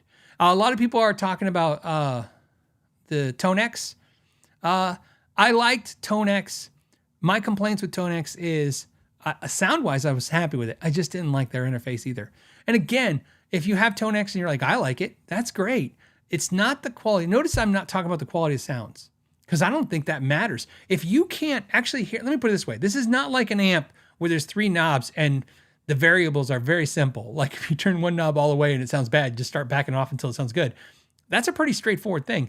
With this technology, it is a know your gear system. In other words, I don't care if somebody says I'll fight. Let's fight. Ready? If somebody says the Axe FX is better than Headrush, I would argue, is Headrush with somebody who knows how to dial in the sounds and get a good sound, is that better than Axe FX with somebody who can't even figure it out and just going through the presets that are already in there? I'd argue Headrush wins, right? Maybe you'll disagree. That's okay. We can disagree. But I'm saying when it comes to the technology aspect of gear, your knowledge and how to execute it and use it is more important than the sounds they give you, because you have to be able to go in there and find that sound that sounds good. And so that's what I said. That's why I push anyone who's like, I'm getting into this. Trust me, get into the ones that are easier to use first. Don't worry about it, and ironically, the least expensive ones are the easiest ones to use. And the Headrush to me was just, they got a touch screen. It's like an iPad. So it's pretty basic. And a perfect example is the first time I ever got an HX Stomp. I took it, I plugged into it, and I went, nah, and then I put it aside. And then one day I go, okay, I'm going to get this out. I'm going to get in it. I watch 20 videos. I pull up the software. I pull up the manual. And then I was able to dial in a sound. And by the time I got the sound right, I was like, oh, wow, yeah, this is really good. But I wouldn't have thought that if I didn't learn all the other stuff. So, yeah. So, like I said, that's what I recommend. If you don't, let me go back. I'll tell you also if this helps too. Antique rocker. If you don't think that you are and it's okay to not be a technology person. It has nothing. Most engineers are in their 50s and 60s right now. It's not an age thing. Okay, it's just some people like technology and some people just don't love it, especially when it's on their free time. Like I said, I don't want an app on my phone because when I'm working, I'm with my phone. When I'm not working, I don't want to be around my phone. But I will tell you something to think about. If you think you're not a technology person, but what you want is all the advantages of what the profilers and the modelers give you, and maybe it's not about portability, you're not looking for 50 sounds that take on the travel go. You just want really good sounds, but you don't, you want to be able to record them because that's usually a big deal, right? You want to be able to record them or have them at low volumes. I highly recommend the Universal Audio Aux. It's $1,500. It's a lot of money. Okay. I could take any one of these amps, anything you see behind me. This is the super loud hand-wired 1974X, the Magtone. I could take anything that's here. I don't care how loud. I can take a 100-watt plexi. I plug it into the aux, the Universal Aux box, which is an attenuator, but it's also, and I can literally send that to my computer, and it's going to sound on par with my Kemper in every way. And for the most part, again, if you're arguing that, you're arguing the 1 or 2% difference, which I'm just not going to argue that, right? When somebody's like, well, I don't know, technically one's better. Technically, yeah, but we're talking about, and Sean Brooks says, what about the Boss IR2? I just don't know, Sean. It's not that I don't like the IR2. I've just never tried the Boss products. I've told you guys before, channels, whatever the size, just a lot of companies don't send a lot of gear this way. I'm not saying that everybody should send me gear. I'm just saying like a lot of that stuff when it hits and you see the 50 YouTubers all talk about it, I'm just not a lot in those campaigns a lot. And so UA and Boss have never sent me a product. And with the UA, why I decided to go with UA Auxvox, and this is just as brutally honest as I can be about something. I only own a Universal Aux box because every YouTuber who got sent one had one a year later. I noticed that. all the YouTubers that praised the other stuff, I noticed that stuff wasn't being used a year or two later. I'm skeptical of YouTubers, just like you're skeptical of YouTubers. I'm skeptical of myself. No, you get it. You know, right? I get why you'd want to doubt everything that the YouTubers say. And that's why, like I said, I try to be as upfront about everything I can, and you make your educated choice then. But what happened with UA was I would notice after a couple years, everyone who was like praising it still had one. I still saw it on YouTube channels. I still using it, not just hanging out in the background as background filler. It was being used. And same with rock stars had them on stages. And so how I got my UA, and I've told you guys this up front, Sweetwater asked me to do a sponsored video for something. And I said, hey, I have a great idea. Instead of paying me or giving me gear, could you send me an aux box? And if I like it, I'd like to keep it. And I'll do a video of the aux box too. I just want to try an aux box because, at that time they were $13, now they're $1,500. And I said, I'm skeptical, like, because, everybody said it was great. You just don't know. And that's what happened. So I didn't do it, I did the video that they pay, were going to pay me for, but they sent me the aux box. So I did the video they wanted, and I did a video on the aux box. And that aux box video is, you'd have to look. I want to feel like I did that 4 years ago. I've had the aux box for a while. I have it sitting right here. So, I have it sitting right here. I just don't have it on, but I absolutely love it.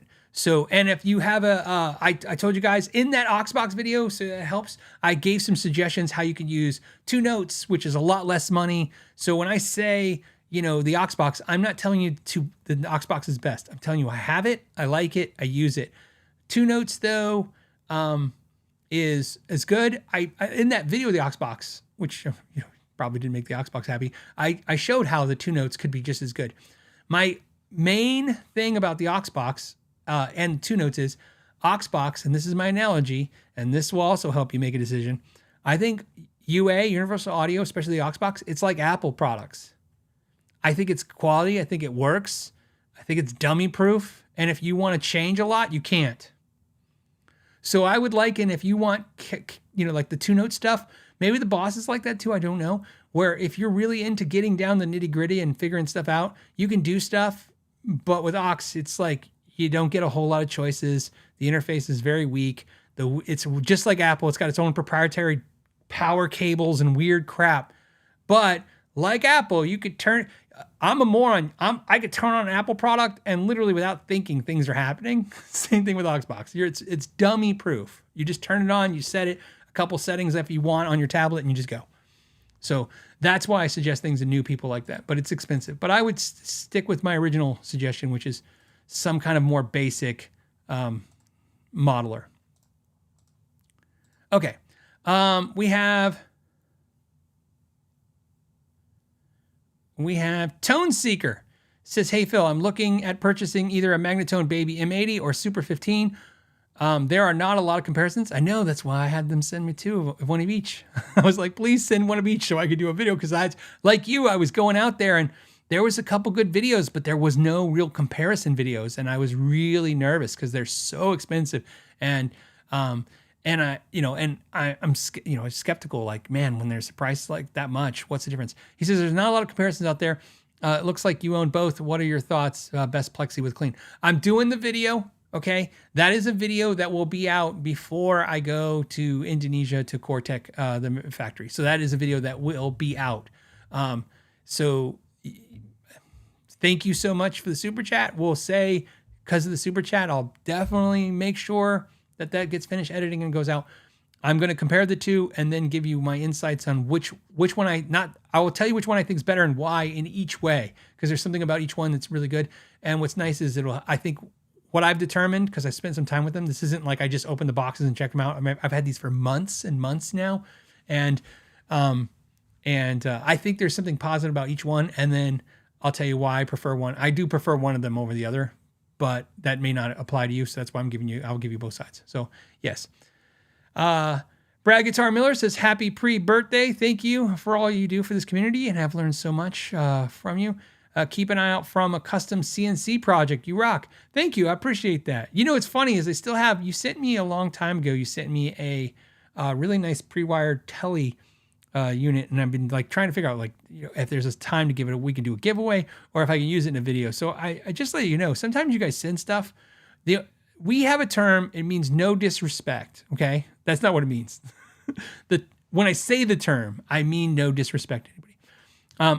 I just the way my brain works is how I said. I refer to some stuff as called unsolicited. I just like what I mean is like it just shows up, and maybe I don't have like a clear reason why we're have it here. But that stuff, so I'm just telling you, when companies or you guys send me stuff and sometimes you don't hear me talk about it and stuff, it's here. I just waiting for the opportunity. Sometimes that could take forever though, because I'm just looking for the time to talk about or show it. Okay. All right. I got 2 from Dr. My Balls Itch with a Z. I'm always going to say the Z. Guitar Fetish Hardtail Strat Body is US spec'd. Do you have to adjust the Squire neck nut for a US space bridge since US versus import spacing is different? Do you have to adjust the Squire neck nut? Sometimes, yes. It's really dependent on, you know, this is a weird thing. Before people knew stuff, they just did stuff. Okay? It's kind of funny. So there's a lot, and the internet gives and it takes, right? So where there's now information on the internet and you learn like, oh, you don't mix this with that, that's a bad idea. There's also, like everybody always uses this analogy for jazz. They go, jazz is like 4 musicians playing 4 different songs. And I don't think that's what you call jazz. What I always call jazz is something that shouldn't sound good or work and does, right? Like that's the whole point, I think, of it. It's like, I'm doing something that shouldn't work, but it does. Or I'm doing something that's, you know, so same thing with this. You can stick you can stick this neck on that body that doesn't necessarily have the same spec or the same measurements. You can do all this stuff. And if it works, it works. And if it doesn't, it doesn't. So that's where I'm always cautious. And the reason I say that is because sometimes if I say, oh, no, you definitely want to get the right spacing on the nut. And then somebody's go, oh, trust me, somebody's going to say this in the comments. They're going to say, oh, no, don't try. Whatever Phil's saying, trust me, you need to get the right spacing. Look, you could say that, but as someone who's repaired thousands of guitars, people have brought me stuff that shouldn't sound good, play good, work right. Hey, look, how about this Ikea caster that shouldn't work, which is why I have it. It's why I bought it. It's why I'm keeping it. It's because this is the reminder that we could argue all day about the right way to do something, and yet this guy just shoved this all together, and it's great. So, you know, so I would say in your case, yes, technically you would want the nut spec'd correctly, but also you could just do it and see maybe you like it that way. I don't know. He's got a follow up to this. He says the Guitar Fetish hardtail strap body only has string through holes. Realize I have no idea how to drill in the bridge for proper alignment scale length. I have a video where I'll put a link to it when I timestamp, where I put a bridge and a neck on a guitar, and I show you how I line up the bridge using string, and that would be the way to do it. There's tons of videos on YouTube, but I actually have one too. So it's one of those things. I wouldn't say it's not hard, but it's not really hard. Does it make sense? It's not really hard. It's just not really hard. I'll say that. Clan of House Cats says, thank you, Ozzy, for all the music and entertainment. So yeah, it's funny, odd, not funny, huh? We got on the plane, me and Sean go Sweetwater, and on getting on the plane, as you're turning off, as I was turning off, the airplane mode, so because they're like, so we could take off and my phone doesn't crash the plane. It came through that we lost Ozzy, and I was like, I looked at Sean and I go, Ozzy Osbourne passed away. She's like, what? And I'm like, that's crazy. And so we were talking about on the plane. It was obviously Ozzy's. He's iconic to me. Everybody's got to, like I said, it's just like when we lost Van Halen, Eddie, everyone, and all the, and Tom Petty. Again, I can name everybody, but I'm just saying. Everyone has that moment in their life where, yeah, these are famous rock stars, or maybe this is a person who's known for music, but some musicians are more than that to some of us. Ozzy, to me, was this music that my older sister listened to before I was into music. Like my sister was listening to like Dio, Ozzy, and Dokken. funny enough. And I remember her, she would have the albums, you know, and she would have, you know, the Blizzard of Oz album, you know, cover. And as a kid, I was just like, that looks weird. Like, it's scary, right? And I listened to it because, you know, that's what you do when you have an older sibling. You listen to their music. And of course, I got into that kind of music too.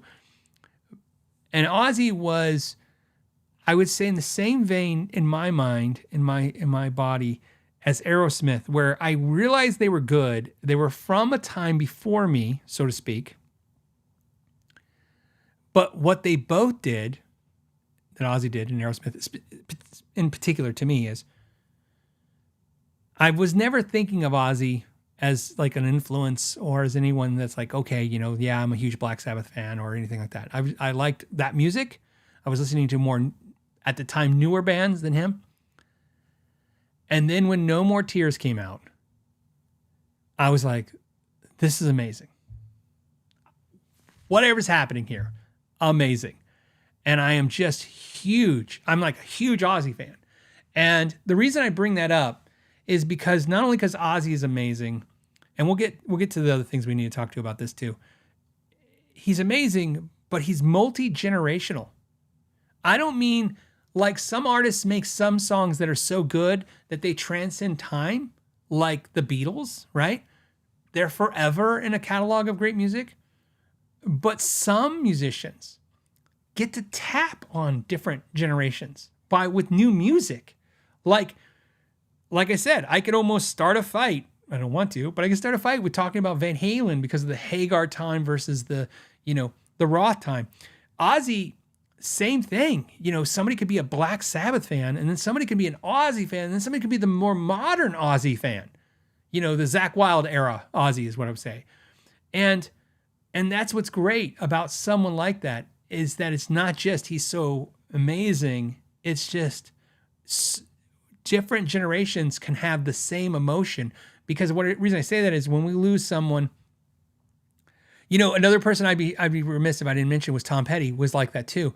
Tom Petty was around. I heard Tom Petty music, but in the early 90s, all of a sudden Tom Petty's like, he's on MTV, and I don't know, he's same thing. I just didn't realize, like, oh, this is an older guy I thought it was a new artist, right?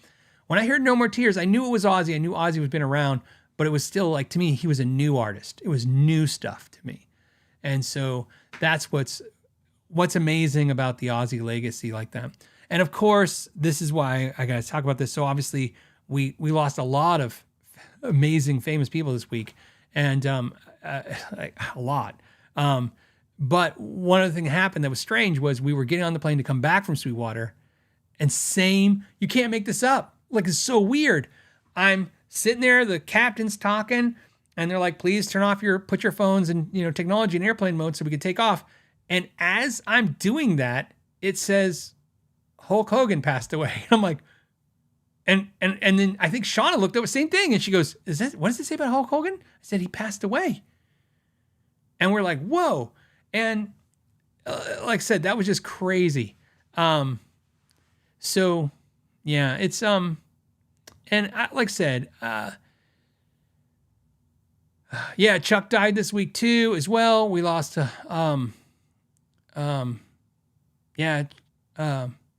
Mangione, which was a amazing jazz musician, obviously. I think we lost, like I said, it's an intense week.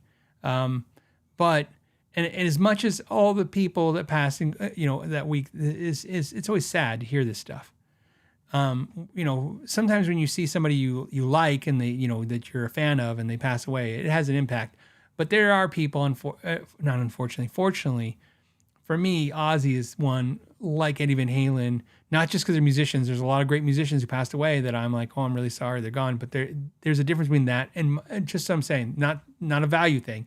Just, I don't know if I'd be still, the musician I am now if those things didn't happen to me. And Ozzy was one of the people. Like, all of a sudden I was like, what is going on here? I love this. I need this in my life more, this album. So, and again, and the reason I say all that is because some of you, it's not your album. It's not your Ozzy time, but that was my Ozzy time. So, And yeah, they'll all be missed.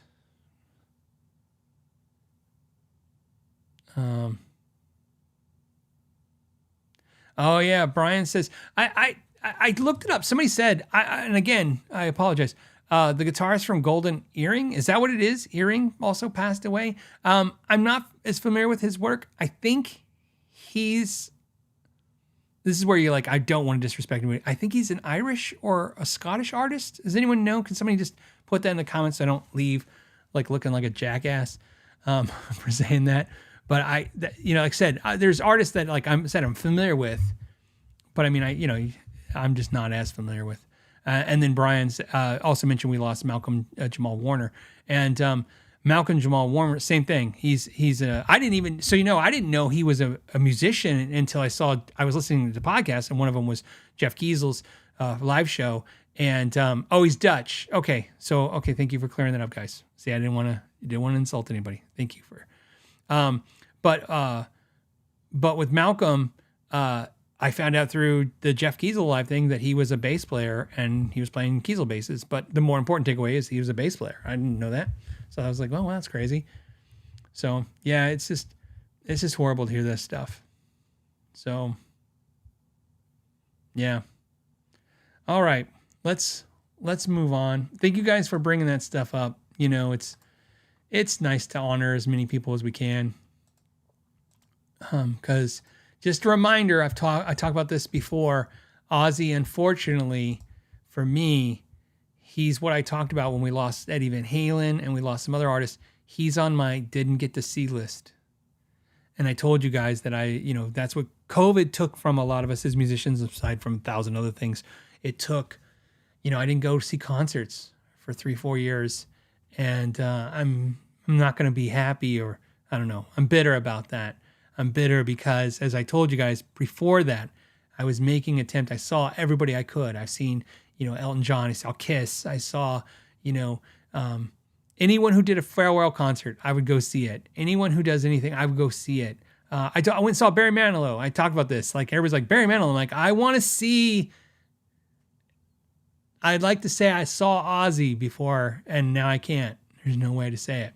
So this is my point to remind you all that their big reminder for us is that when somebody like Ozzy or Malcolm or these amazing artists, they pass on, go see your bands that you love. If you've never seen them, go see them now, because otherwise they'll be on your I missed it list like Ozzy is for me. And that's really sad. In fact, that's the absolute first thing out of Shauna's mouth after she took it in.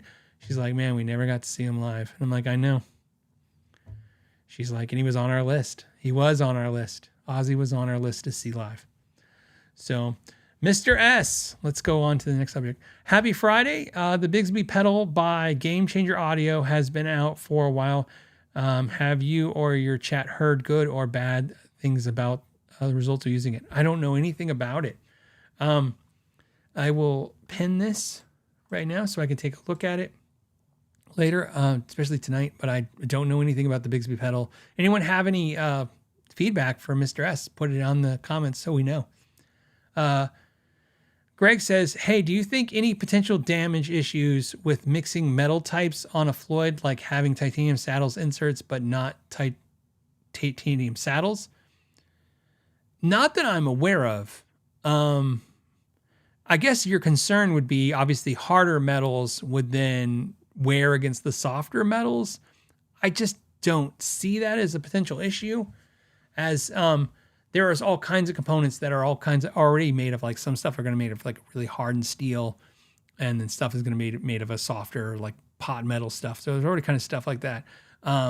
But the important part is no, I've never heard of that being an issue, and I don't think I think if anything, anytime you put a better quality part, even if it's only the one part on the whole mechanism, you're improving the mechanism as a whole. Randy says, hey, what is the best advice you can give to someone who wants to open a music store? Well, first start with $1 million. Just kidding. What's the best advice?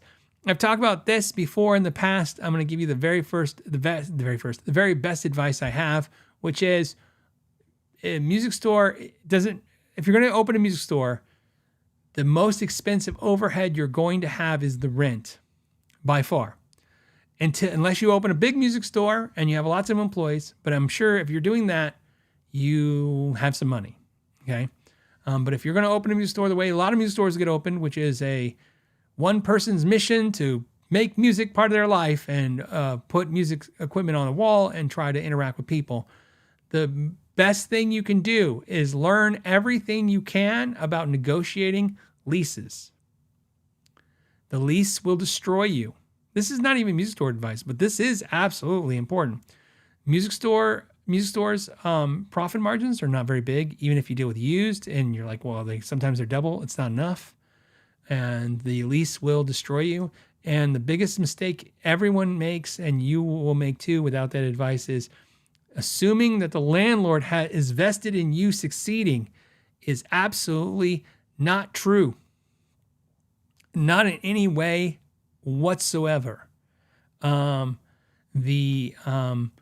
find that when you start a new business, the people who you interact with that sell you your credit card processing, your build out, if you don't do it yourself, we did sweat equity, we did our own build out. The people who rent you your space, everyone actually has a vested interest in doing really well off of you and watching you go broke. It seems unintuitive for most people. You're like, well, why would they want you to go broke? It's because that's how it works. You got to understand, most people who deal with businesses that profit from working with businesses know that most businesses fail. So they learn real fast to adapt their business model to making money off of failing businesses, not succeeding ones. It makes so much sense when I say it like that, right? They're going to make more money if you fail. So they're actually stacking everything against you, and that's where a lot of people walk in not knowing that. And so you want to learn everything you can about negotiating leases, and of course learning the business, not just in the music store business, just retail business. Making sure you can do accounting. If you can't do accounting, you make sure you hire a good accountant. All that stuff is super, super important, because it's what will kill you. Very rarely, in my experience over the years, have I seen a music store go out of business because they were not selling enough gear. That's what they tell everybody. Oh, no one was buying anything. But behind the scenes, when you go through and forensically look at everything, you'll find that they were pretty much, they just didn't know how to manage the money or the business. And I know that sounds horrible. And it's a lot easier to say, like, yeah, nobody was just buying any guitars, so so I went out of business. But really, it's really just like I said, a bad lease will pretty much make it to where you can never get ahead of it. So that's my advice. It's not sexy, but it will save you. Because if you fail, you'll be cleaning that up for 10 to 20 years. And I'm not trying to discourage you. I think you should do it. It can be done. You just need to learn. And in today's day and age, you used to learn that by how I learned it. It happened to you, and then you would just adjust and keep working and fighting and surviving. But now you have ways to learn ahead of time. Let's see. Oh, Mr. S wants to know, this is a follow-up to when I was talking about the Loud and the Mackie issue. Did I talk to Loud about the eBay issue? Yeah, of course. Now, I didn't talk to him like, hey, could you get this off of eBay? So I don't have to, there was no way I could do that. And they basically said what, well, first of all, the people I talked to obviously want to sell me stuff. So they were like, oh, that's so weird. I've never heard, but I'll find out. And through finding out, that's what I found out what I already knew, which is, yes, they had the right to do that. And that's what they do to people. So that was it. It wasn't, the basic takeaway from it wasn't personal. They weren't attacking me personally. They were just attacking anybody who was selling lots of Mackie stuff. They're not dumb. They knew it was a dealer. They didn't know it was me. And they knew it was somebody who had a lot of Mackie selling it used, saying it was new in box. So they were just shutting it down. To them, it could have been stolen stuff. They didn't know. To them, it could have been a dealer trying to avoid MAP. They didn't know if it was a employee at a music store selling it all out the back door. They just didn't know, but they didn't care. So, it wasn't like, oh, if they knew it was me doing a normal thing, which is selling the inventory I had versus someone who stole it, that you think that'd have effect. It didn't. They just shut down all that stuff, and that's how they do it. Music Therapy Laz says, hey, go get yourself a growler for your birthday. You rock. Thank you. You know what? It's been a long time since I bought a growler. I used to get them, and I love them, and I just haven't done it in years. So maybe I will. Maybe I will this weekend. So, and then thank you, Music Therapy Laz. I appreciate that. Jeff says, hey, Phil, thoughts on solderless cable kits for pedal boards? I found the cheap one on Amazon works better than the big brands for triple the price.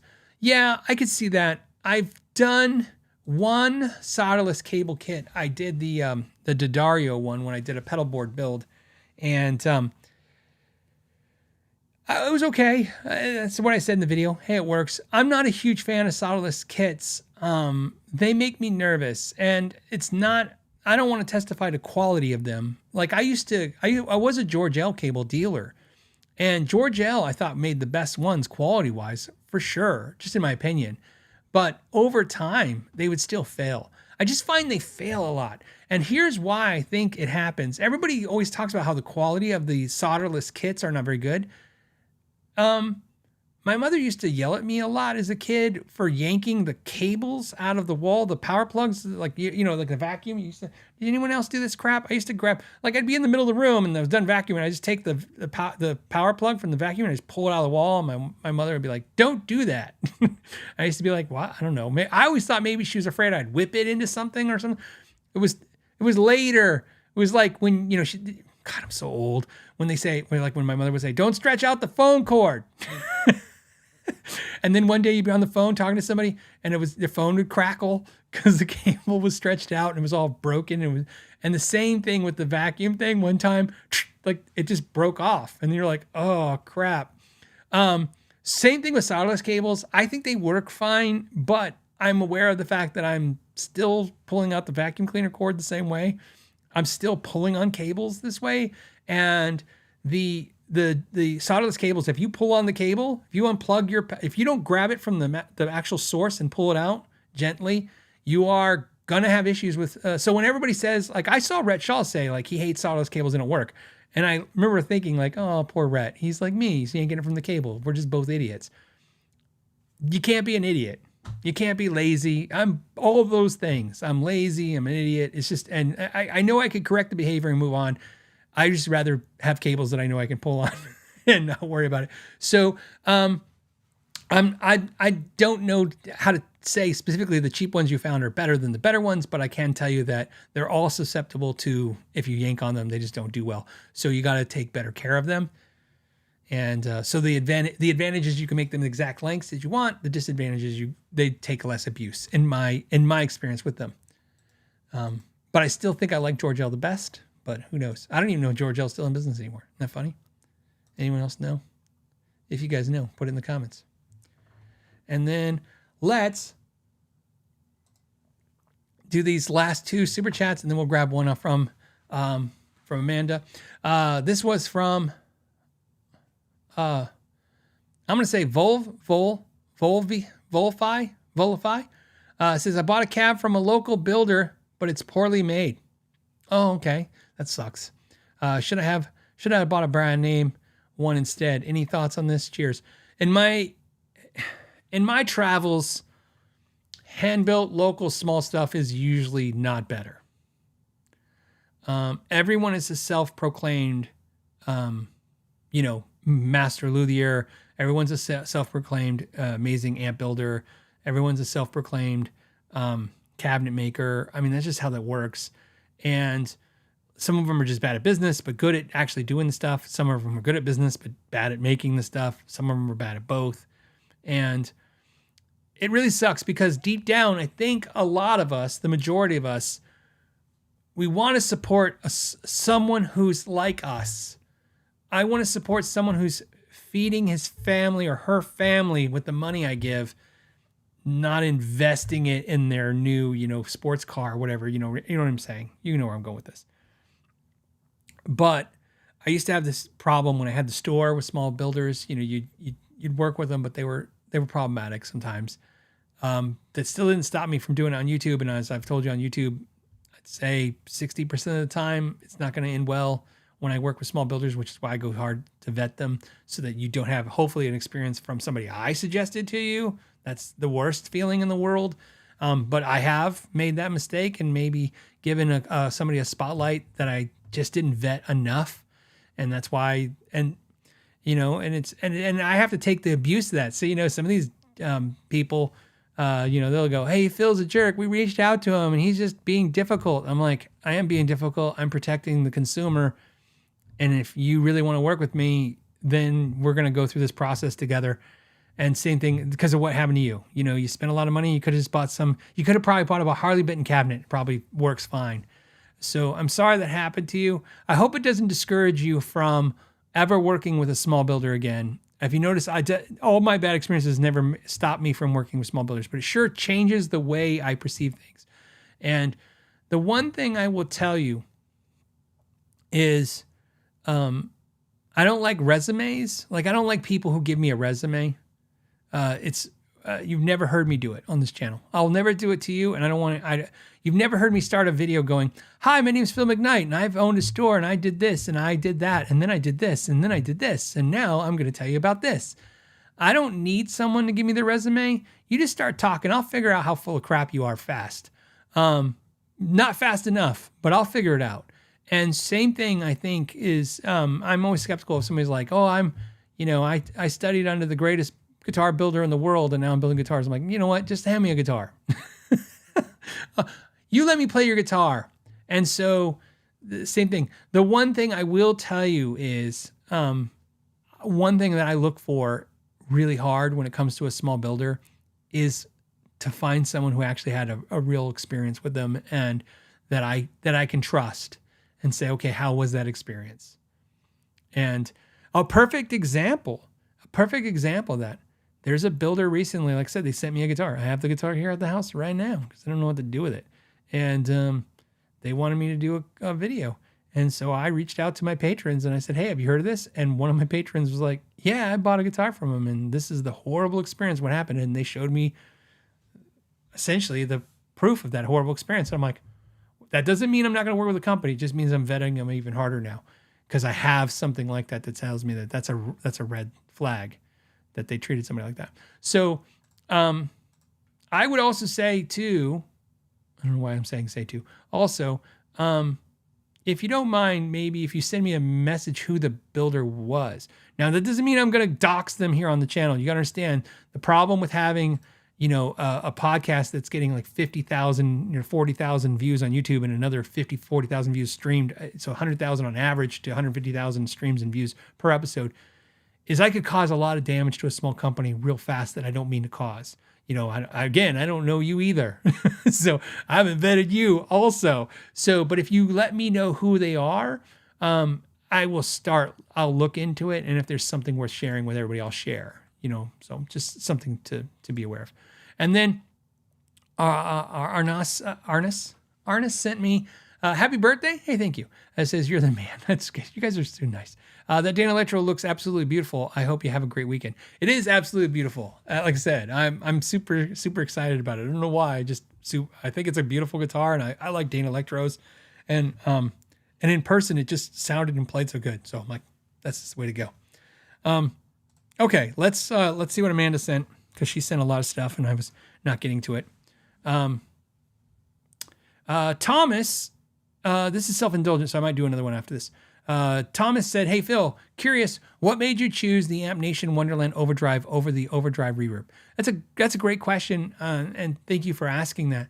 So Amplify Nation is a company where they make a lot of good amps like Magnatone, and companies come to YouTubers and they say, hey, look, we're not sugar. We know why I have the gear. They sent it. They can pay you. Right. So, there's options. So some companies like, hey, we could pay you to do a video, or we can, give you some gear or whatever. And with Magnatone and with Amplify Nation, I kind of came to the same approach. I said, look, I'm really curious. As I'm a musician who loves gear and I want to try all your stuff, I would like to have an experience where I go through all your stuff over a period of time and then pick the thing that just kind of I like the most. And with Amplified Nation, what I can tell you about the amps, okay, is the Overdrive Reverb. By the way, the Overdrive Reverb, I think is the newest one, right? So, because I'm thinking of the other Overdrive, Amplified Nation. Hold on, let me pull up their amps. Because remember, they had to change a couple amp names.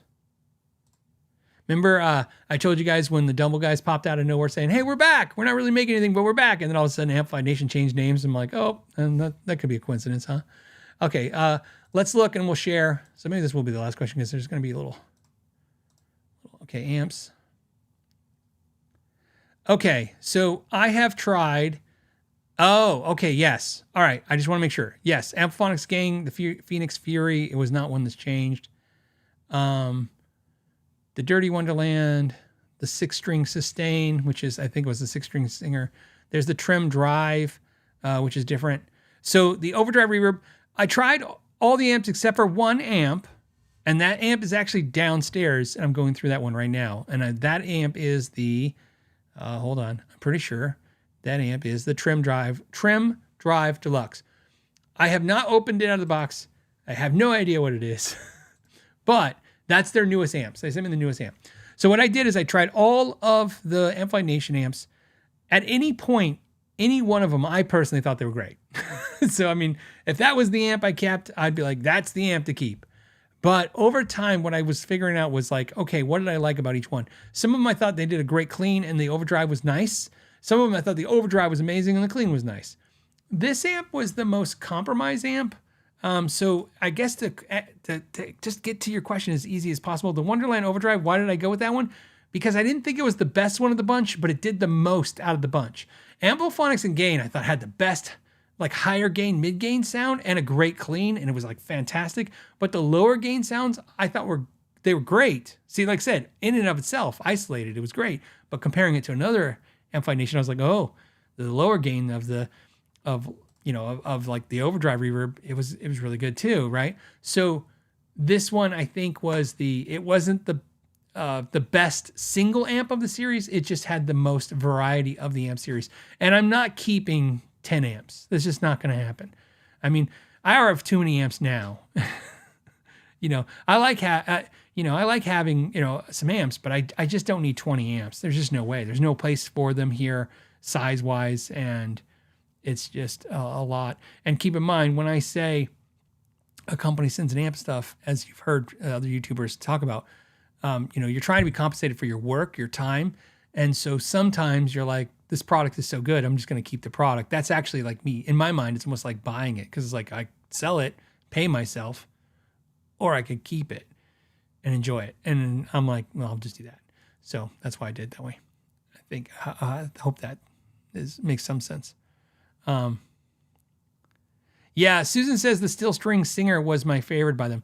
The Steel String Singer, I think actually could have been the best one of the bunch, but I guess my thing on that was it was loud. It was really loud. The one they sent was like the 50-watt version. Maybe if I would have had them send the 20-watt version, it would be a different story, but it was really, really loud. And so I could get it good at lower volumes, but this one plays the best at the lowest volumes. And that's my thing is, in my world, I need amps to sound really good at a lower volume because I'm either recording with them or I'm practicing with them, and I'm just not using them in a live stage environment where they crank up. I don't need them to crank up. It's not what I need. The Bombshell. Which one was the Bombshell? Let's look. Because I'm going back through amps. Bombshell Overdrive. Let me pull this one. Did I do that one? I don't even know if I did that one. I don't think I did that one. That's maybe one I didn't do. So maybe I didn't do them all. And I'm pretty sure if I did, I don't remember it. So that tells you right there. Did I do the Bombshell? Now I gotta look. See, isn't that sad? That's what happens when you do so many videos over the years. After a while, you're like, okay, let's try. Let's pull it up.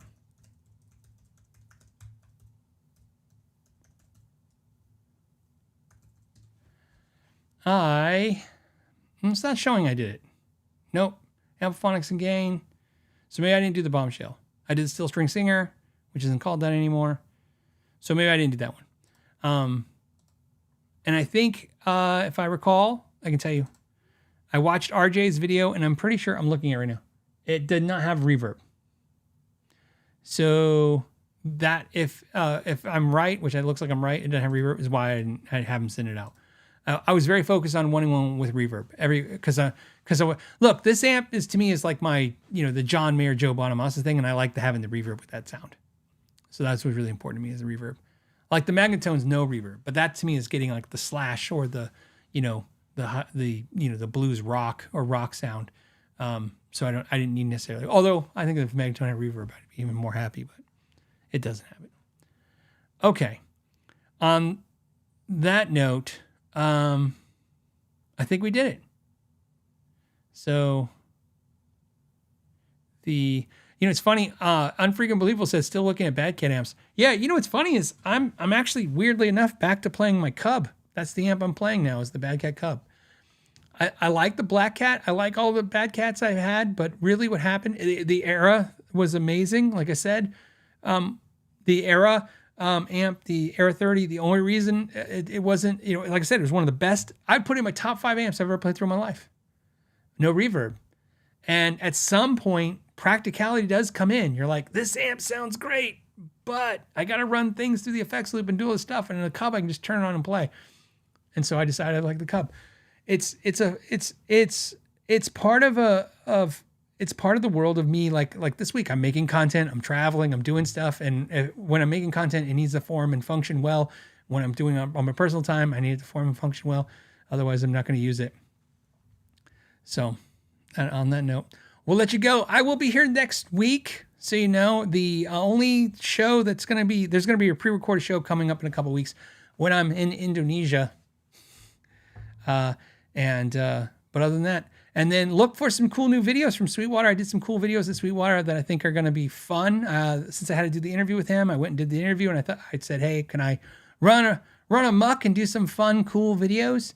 And, they let me. So we did. And so look for those and some deep dives coming. I got some deep dives coming this week. So on that note, I want to thank you guys. I will see you next Friday.